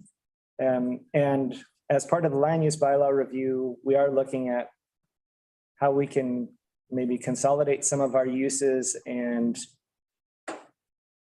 maybe make it a little bit more friendly to have more uses in those industrial type of zones. So we're trying to be more inclusive rather than more restrictive right now to hopefully make it easier to develop, as long as they're not kind of uses that would conflict with each other So in industrial zones. I don't know if this is the right time, but tell me when is the right time to discuss that strip of land that is adjacent to Ray Gibbon and its uses. One more slide. So We were anticipating a lot. So this is just a high level identification of servicing that needs to go into Lakeview and to actually make it shovel ready. So council did a just a significant amount of work by bringing those services across Ray-Gibbon Drive, but we actually still need to bring services down and through Lakeview in order to make it really attractive for investment. And Donnie, I don't know if you want to speak to any of these right now or. Sure, I can chime in. Sorry, I don't have very colorful maps like Adrian. Mine does come with colors, but lines with a lot of expense attached to it.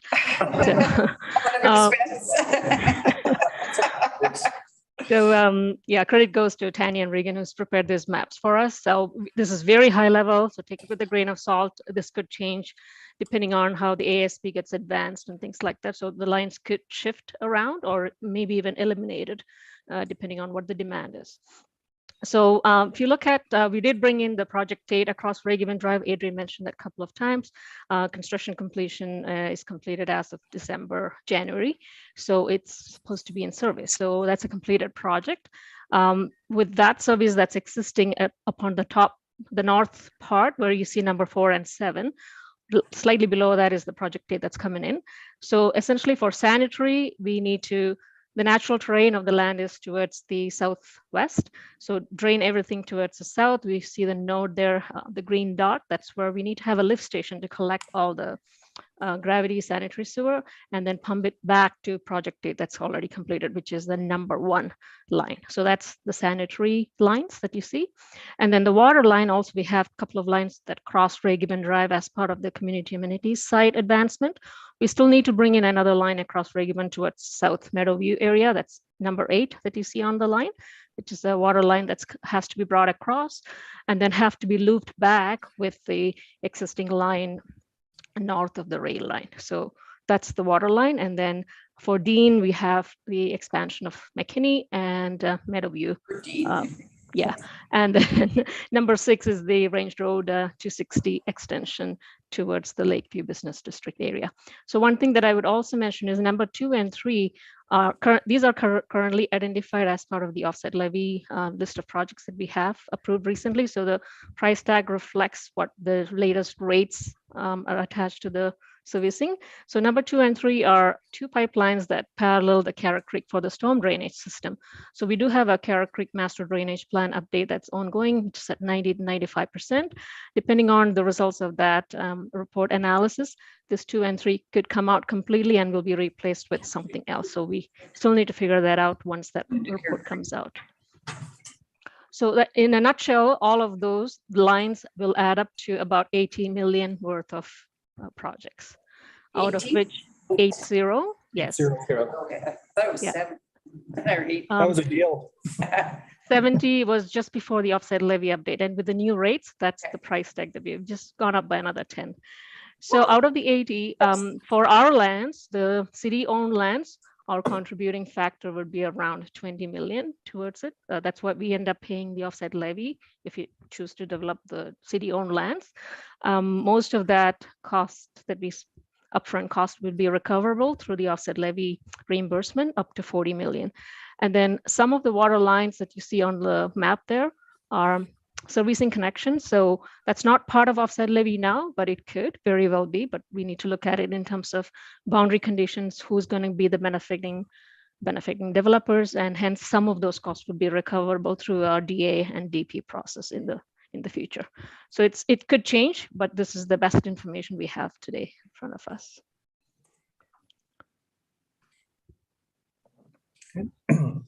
And now this is the just have a question here. Maybe it's a time to ask.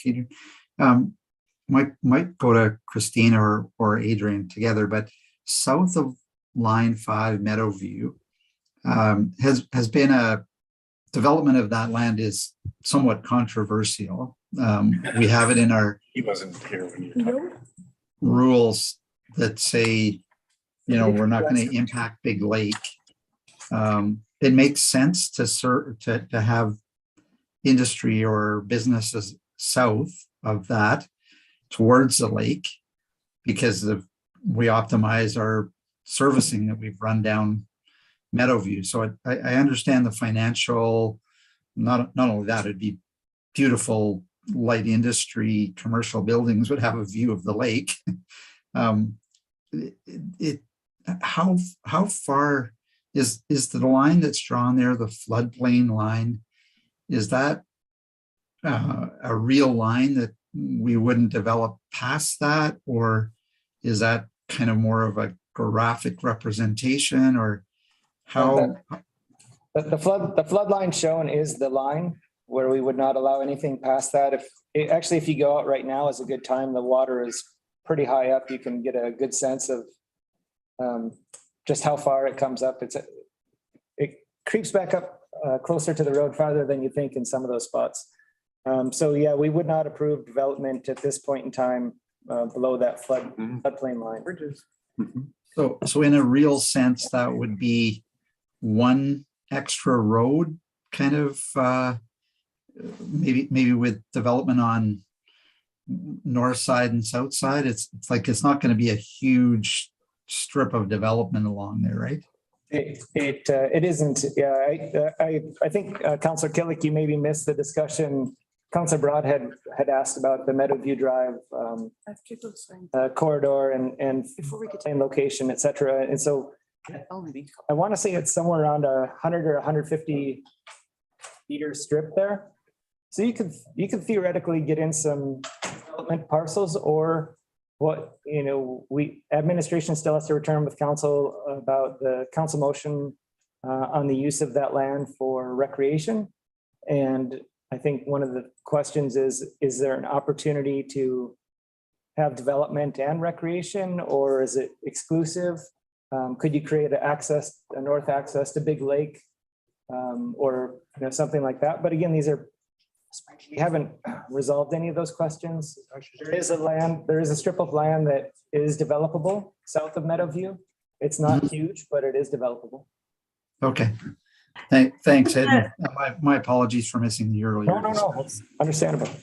And just to add a little bit to that, these are some of the questions that we're going to be exploring through the area structure plan process as well. Is this the exact location of the road? All of that stuff is on the table when we're looking at the area structure plan over the next 6-8 months. So Adrian, the mayor had to take a 5 minutes, so we'll just kind of hold put it on pause. Put it on pause. We got to the questions then. Yeah, that's what she wants. That's the important part. So she'll be back. She's gonna go sign some stuff.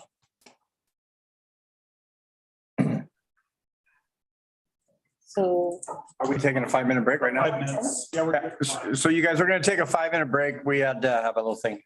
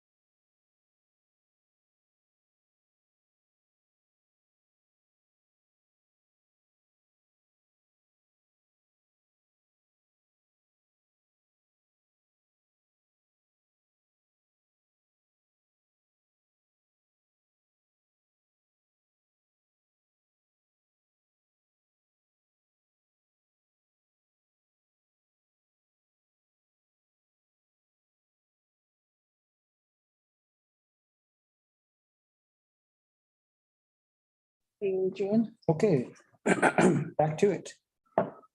Share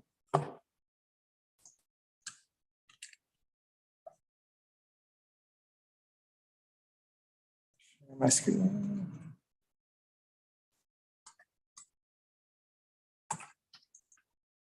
All right, yeah, so Mayor Heron, this is Your The questions? questions and ideas kind of page. So just a few of the things that were identified as we discuss Lakeview from the ASP perspective, from competitiveness perspective, et cetera. What do we think about, any light, medium industrial versus targeted sectors? I think that was identified that there were some different niches that we could pursue and whether that's a good idea or not. Carrot Creek Boulevard, that's just what I called it, but whatever street ends up paralleling Carrot Creek, whether that should be two-sided or single-sided. And the same question for Meadowview Drive. On Meadowview Drive, do we bring services into that area south of Meadowview and view it as an extension of the industrial lands? Is there something in between? We've got the Big Lake.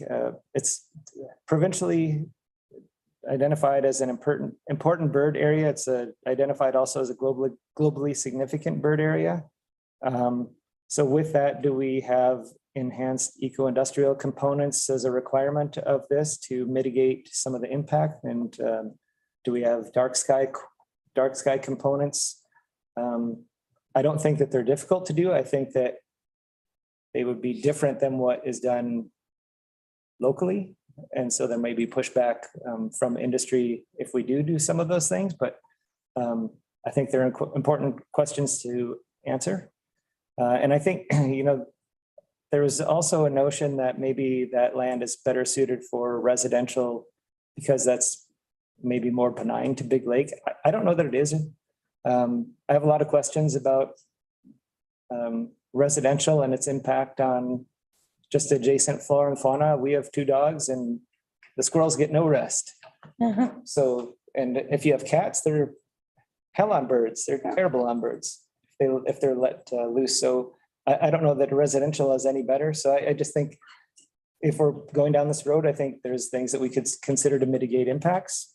Employment lands principles, how comfortable are we feeling with all of those principles? Is there anything that we need to be revisiting? And then incentives, is there anything that council wants to consider, whether it's additional front ending, which I think is an incentive, or reduced rates for land or deferred taxes or et cetera. And then as far as, I think with the DARP discussion, we had a lot of discussion about DARP being an opportunity for entertainment.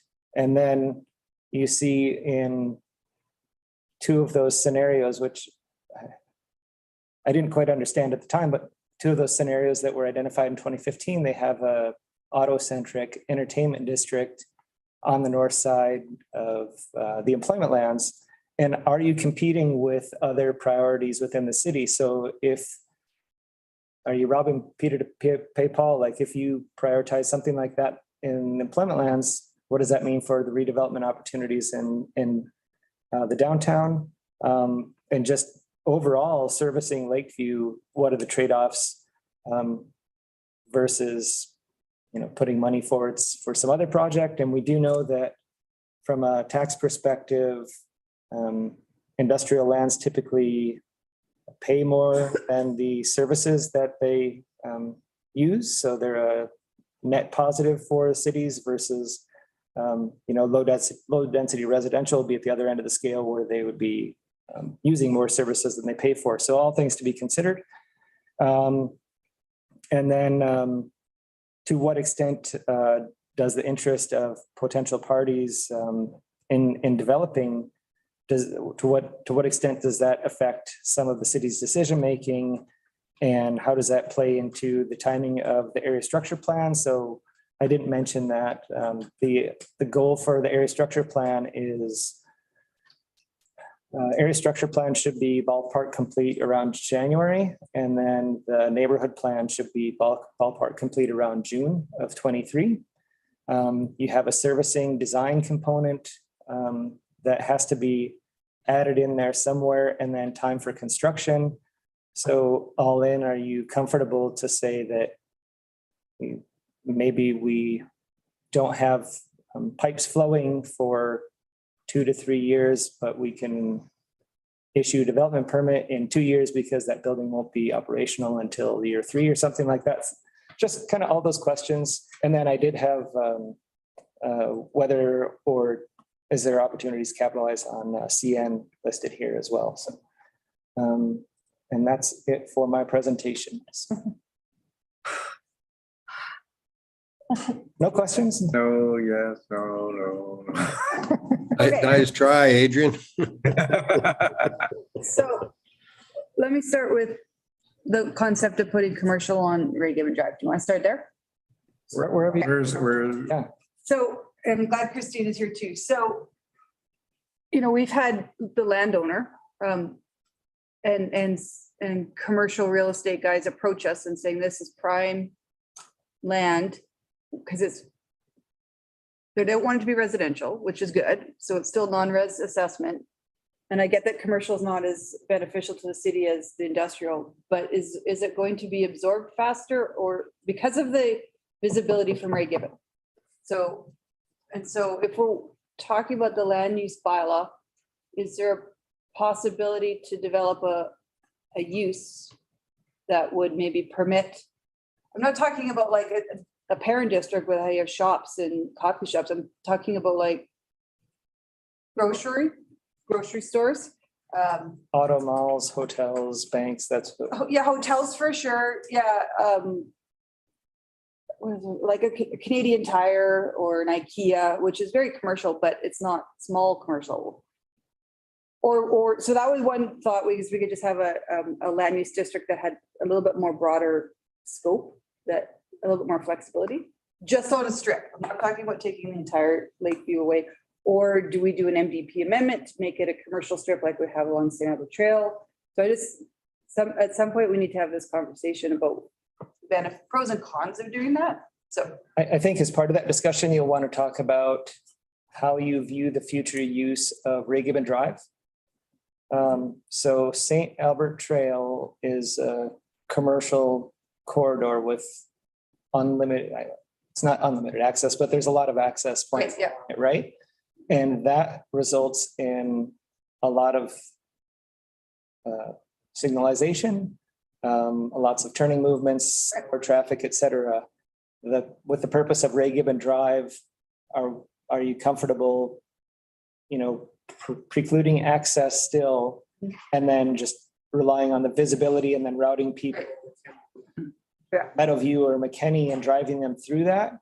And then I guess, yeah, and then I guess the question is, again, it's this, how fast do you want to see things developed, and how patient are you willing to be? How much, I don't think there's no correct answer. It's just council makes a decision based on the sliding scale of what's appropriate.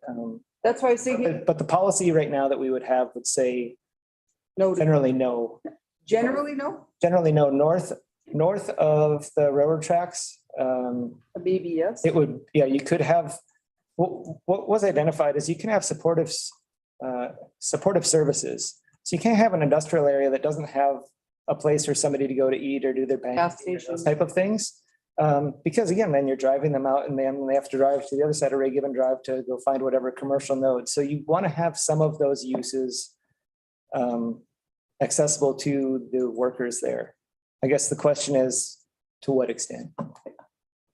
And when I was thinking of a land use bylaw a land use district that would allow a Canadian Tire or a office building or manufacturing. So you take the first one that comes up, right? Because I don't want to go all commercial, and then all of a sudden we have interest for a manufacturing like Uline, and it doesn't fit. It's not permitted. So I just a strip along there that was a little bit more flexible. Yeah, so there, and I should have included them. There are a number of motions made by past councils that would need to probably be addressed, because I think the past council motions were really focused on creating jobs. And I don't know how we would, I mean, all of them are jobs, but I guess There's more jobs at Uline than there is at Canadian Tire. depends. Some of it is actually very automated, so there can be few jobs. Like a warehouse is great because it serves a purpose, but you may have very few actual employees there. You know, like if your racking is well automated and things like that, you're not creating a ton of jobs. So And is the assessment about the same? Are you Uline to a Canadian Tire? Needs an assessment. I would have to talk to Stephen about that. There's definitely, I mean, when you look at the quality of development question, that definitely is significantly more assessment. There's more assessment. So, I remember the excitement when the city got Costco, which it drives a ton of traffic, a lot of sales, but from an assessment perspective, that is a big, huge Shell. warehouse. Yeah, it's not finished extensively. There's not granite and marble and all these things that drive up the value and drive up the taxes. So that generates far less per acre taxes than something like a Botanica project where you've got stacked on stacked on stacked. And that's, again, it's not apples to oranges, but I'm just saying that there is very different levels of finishings and furnishings which drive value. So you could soak the whole thing with a bunch of empty, very low density It warehouse. would be the same thing. It's just a shell, isn't it? It's a big, huge shell with technical racking and stuff like that. There was high assessment on Uline, wasn't it? I mean, it's a 400,000 square foot building, so there's going to be some significant assessment. I see Mike's got his hand up. I wouldn't mind just hearing from you, Mike, about how fast we could sell that strip of land with different uses, et cetera. The other Collier says they're marketing it. They're marketing it as As retail. retail and commercial already, which is conflict to what we've got. Anyway, Mike, you had your hand up anyway. Yeah, I was just going to sort of add on to what Adrian had said, and I think you captured it well, Adrian. But just that balance between what the market demand is and sort of what we want.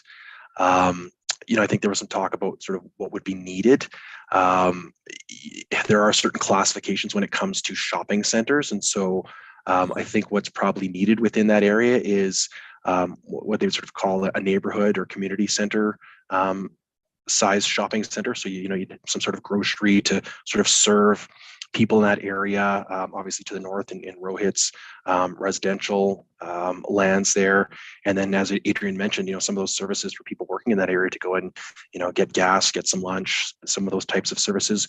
But I think we want to be careful, not to go too far down that spectrum where we're looking at possibly duplicating sort of big box auto-oriented commercial along that way. Okay, and I get the access point too, so I would still have the access just at the north and the south. I wouldn't Why talk would- about changing that. I drive like 5 kilometers just to get around Henday to get into IKEA, right? Like that doesn't have great access, but people still go.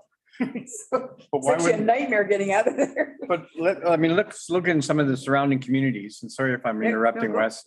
So look at access off of Highway 21 in Fort Saskatchewan, right into some of their shopping centers and all their commercial areas.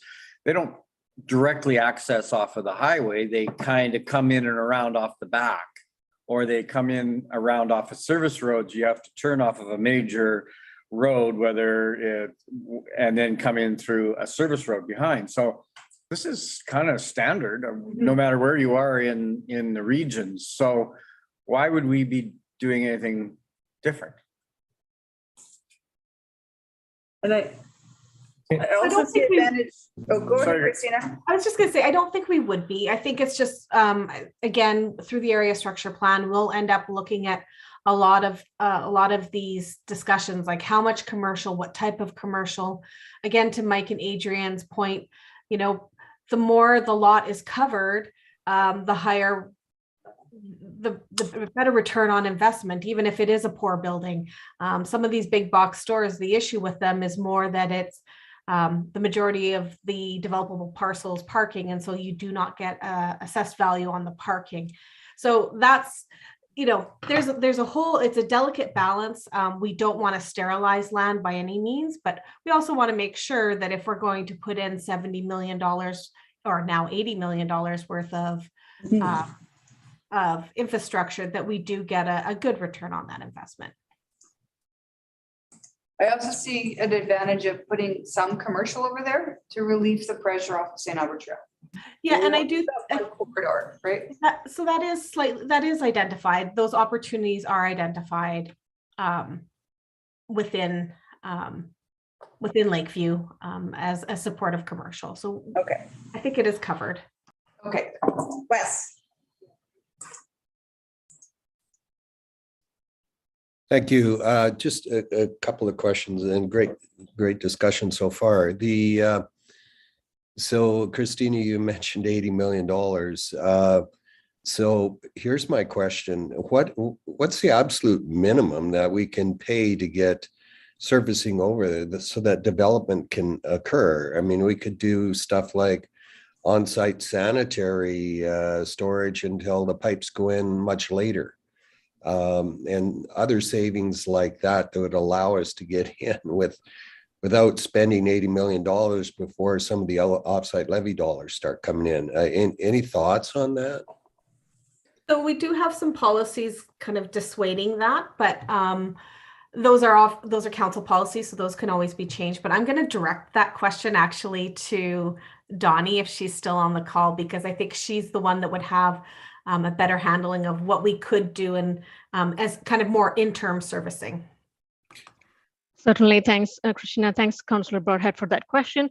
We initially had that discussion when we saw some interest coming from businesses to move in there earlier than when we can invest in all these pipes. So certainly that the initial discussion has occurred between utilities and transportation in terms of potentially providing a trickle fill water system, cistern type, or some kind of a low pressure system sanitary until the major pipes gets into this area. So that's something that we need to explore further in terms of how much of a cost is that enough, and again depends on the amount of servicing requirement that we need to accommodate as well, right? So depends on a few factors, but it's certainly doable. Would it be a sort of a exponential reduction or just an additive reduction? It would likely be an interim plan until the ultimate comes in. Yeah. Well, I'm just wondering about us front-ending this, because I really see a momentum in terms of light industrial coming to St. Albert with the servicing of Riel South, and I'd hate to put a stopper on that, because if we say, well, sorry, it's not going to be ready for 10 years, the current suitors are going to walk away and say, well, they're not ready, we'll go find somewhere else, if you know what I mean.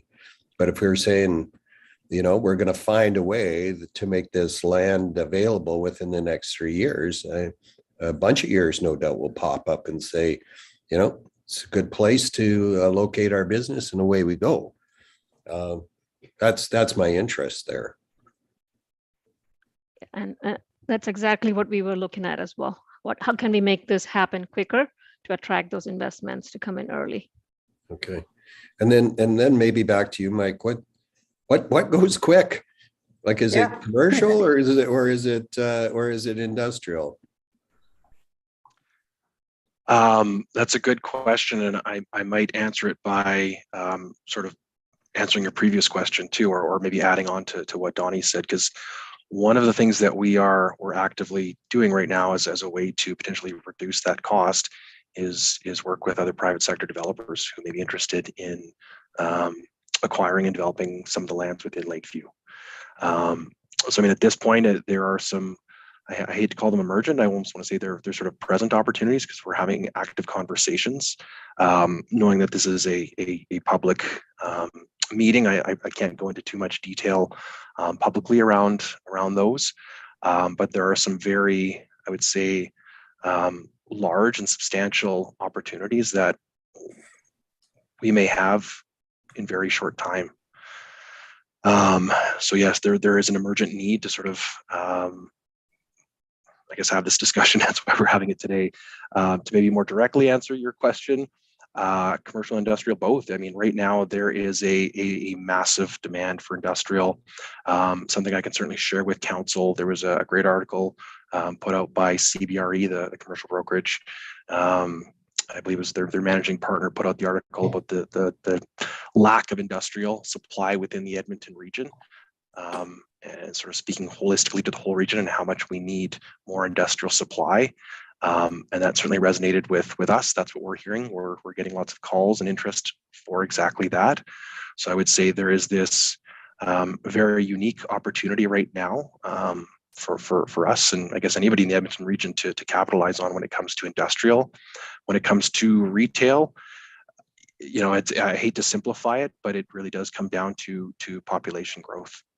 There's that saying about rooftops, you know, lead to more retail. So I would say both, but certainly the industrial. I think there's a window, I would say right now, that we should be looking very hard at.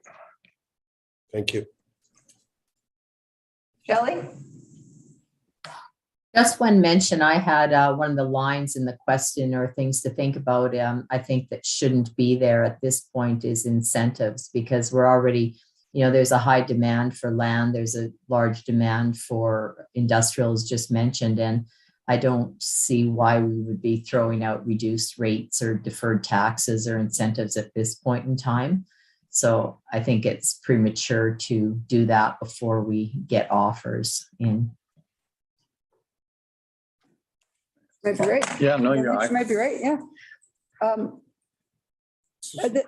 The interesting thing is when we had this conversation, Guy Boston brought us ideas to get land going. He talked about incentives, and he talked about relaxing the standards, I guess, so we no sidewalks, no trees, et cetera. And we turned him down, said, no, we're gonna stick to the high standards. And that was a little bit about Campbell as well. And I don't know if it's just timing, but now Campbell's sold out and Rael's sold out. So sticking to our guns and asking for those high standards seems to have worked. So, but at the same time, do we need sidewalk? I wouldn't mind talking about, do we need sidewalks on both sides of the street or just one side of the street? Do we need trees every 5 feet or every 10 feet? So it's still nice, but making it a little bit more competitive in the region. So I'd like to hear some comments from council and staff, obviously, on do we need this really high-end business district, or are we okay with just one sidewalk? Those kind of things. Kelly? I would say nice areas draw in nicer businesses. Okay. You know, they tend to, you know, they're willing to pay more. They're, you know, they're willing to contribute more to the community. You'll just get it's like a better clientele. I don't have a problem with that line. I mean, I like the idea of actually having a sidewalk on one side. I just think from a safety perspective, I mean, you just have to come out in Real or Campbell during end of shift or beginning of shift, and you can just see all the workers walking on the roads. So, I mean, I don't think that's safe. So I think that, I think sidewalks would be, I don't see that as being an onerous standard. I don't think it'd have to be on both sides of the street, but I guess that's to be something that would work out when the actual, the business park gets developed. And so I don't think we have to discuss that right now, but I'm just looking, so Colliers has already got, Mike, I mean, if you go to Colliers, they've already got the Southwest Lakeview Landing now pre-leasing a retail, St. Albert's newest retail node, you know, and that's between, that's just that first section of land, that 82 hectares on, landowner. with one landowner between, I guess, north of McKinney. And I mean, so, you know, they've already kind of identified that as retail, and then they've got future Lakeview Business Park behind it. So I mean, I guess maybe like how much consultation have we already done with kind of the business or the industrial community? Like maybe they should be driving it. I mean, if, like you said, industrial seems to be strong right now, but if there's a market for retail in fronting a business park, like what's wrong with that? But Mike can speak definitely to the industrial interest component. With the parcel in question, they have been informed multiple times explicitly in writing that their proposed use does not comply with MDP at years of council motions, et cetera. And they've forwarded ahead anyway. They'll put pressure on to change the MDP and get the way that they wanted to all along. So that's council's decision on how they want to do, but administration has worn ourselves out talking to them about that. That's why I brought it up, because of course they've approached me and they'll start approaching the rest of council trying to get an MPP amendment. No, yeah, I mean, they're already marketing it on their site. But that's why we need to talk about. And I guess why not? the question that I pose back is,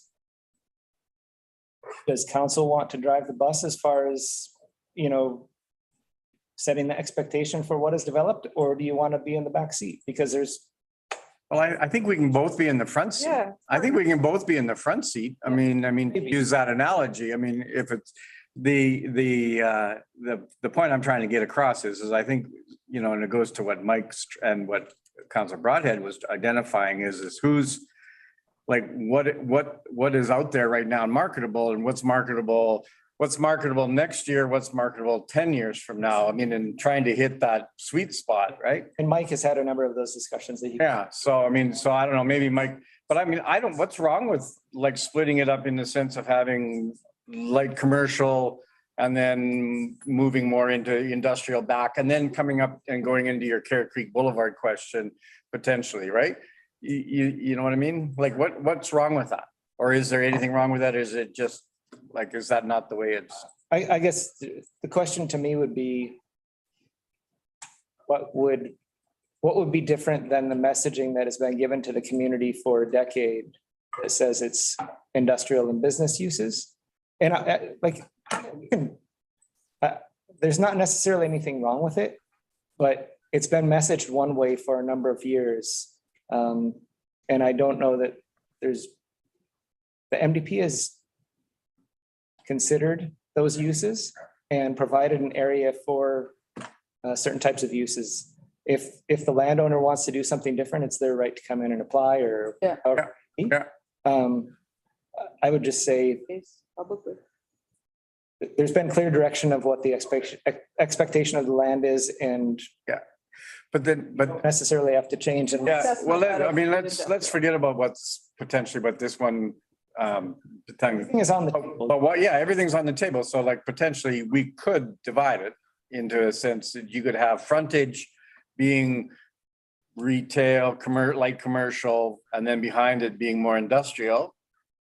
There's nothing saying you couldn't do it other than our MDP and all that, but a landowner or perspective could come and then we would have that whole discussion. And I think then we would need to be more informed about what kind of transportation impacts are they? Are they different than, like, if we start to invite just retail traffic into a place where large trucks have to be coming in and turning, is that causing problems for the industrial lands? And that's kind of why I don't get quite prickly, but almost prickly about this question, because to me, like, when I've seen what council has done for 10 years, it's been absolutely clear that this has been a job creation zone, industrial zone, and we're not entertaining these other things because we want to make sure that Ray Gibbon flows north and south, and we want to make sure that these trucks can get in and out and back to the Henday and everything.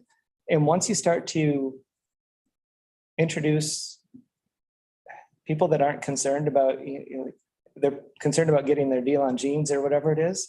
It's a totally different ballgame. And that's the reason why AGLC kept a separate exclusive use entrance to Campbell Drive, because they don't want to have to deal with it. They want to be able to get in and out because time is money for them. So I think it's something that. Yeah, I understand that. And I have no problem with you, because we have the standards, and I have no problems with administration saying that this is where we are. I'm just saying, here's an opportunity potentially where we could look at a situation, because we've got how many thousand cars going by on Ray Gibbon. I mean, and I realize there's the next level up, the Rohit levels, and then I'm moving further north. There's other opportunities, but that's my only.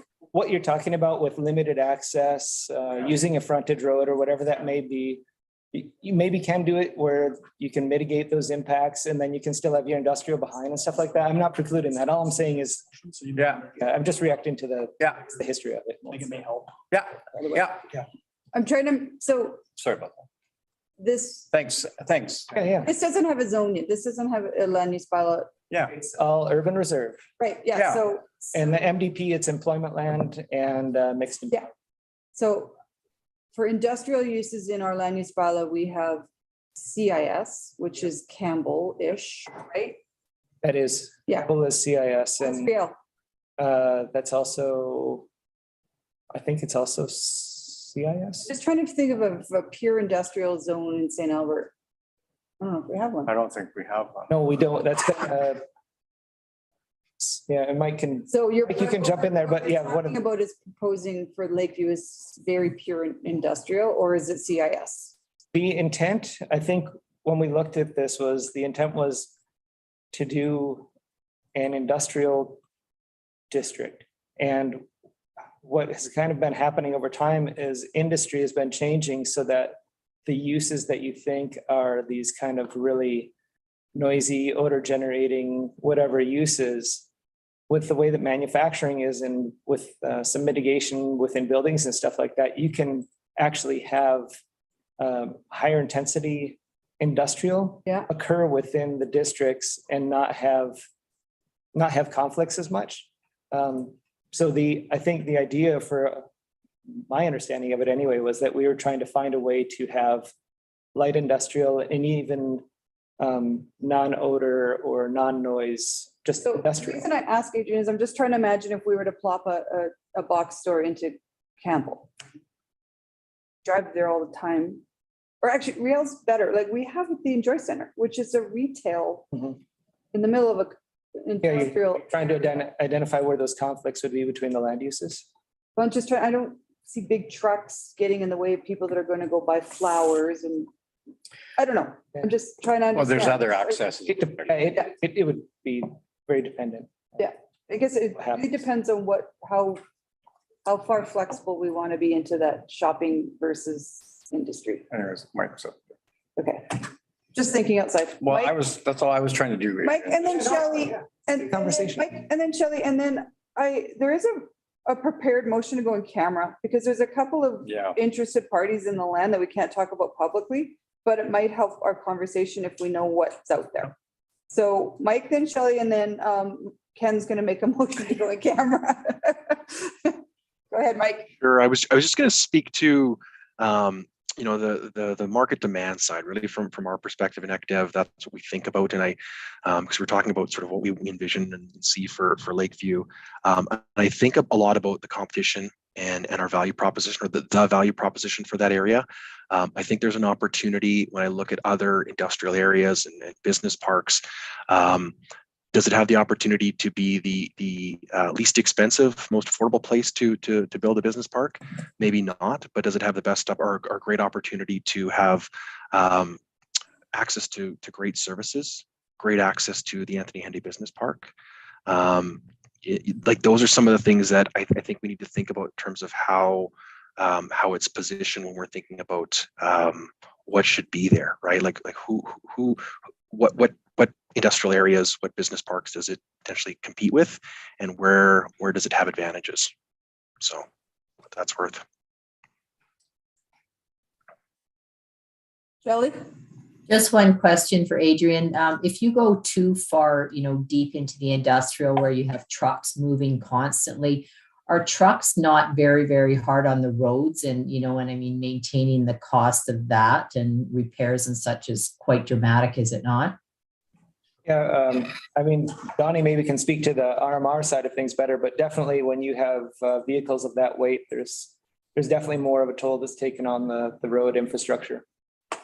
And the cost. Yep, I concur that what Adrian said, but again, the structure of it will be different too, depending on the type of load that we want to design the road for as well. But you still get more money than you spend. Yeah, I have the motion here. Okay. Ready to go on camera? Is any more other questions you want to ask? Tamara. Yeah, Go ahead. That the committee of whole go in camera to discuss matters to be kept confidential pursuant to section 17(1) and 24(1)(a) of the Freedom of Information and Protection of Privacy Act. Is that correct, Sheena? Yeah, okay. 1A is correct, yeah. Okay, all right. Mike's our grass guy, you're our Foyt girl. All right. All right, all those in favor? Is that everyone? Okay, all right, that's unanimous. Oh, Natalie's gone, that's where I'm missing one. Okay. So is there anybody you want taken out of the meeting? No, staff can stay in, right? It still says live on YouTube though. People that are there. Yeah, okay. We have to set up But staff can, a breakout room. I will have to set up a break. Who? oh, well, we're stopping the live stream, right? Or are we doing a breakout room? How are we doing this? If you need a break, you don't have to worry about technical problems, right? Like just in case you think you're not recording, but for some reason. Yeah.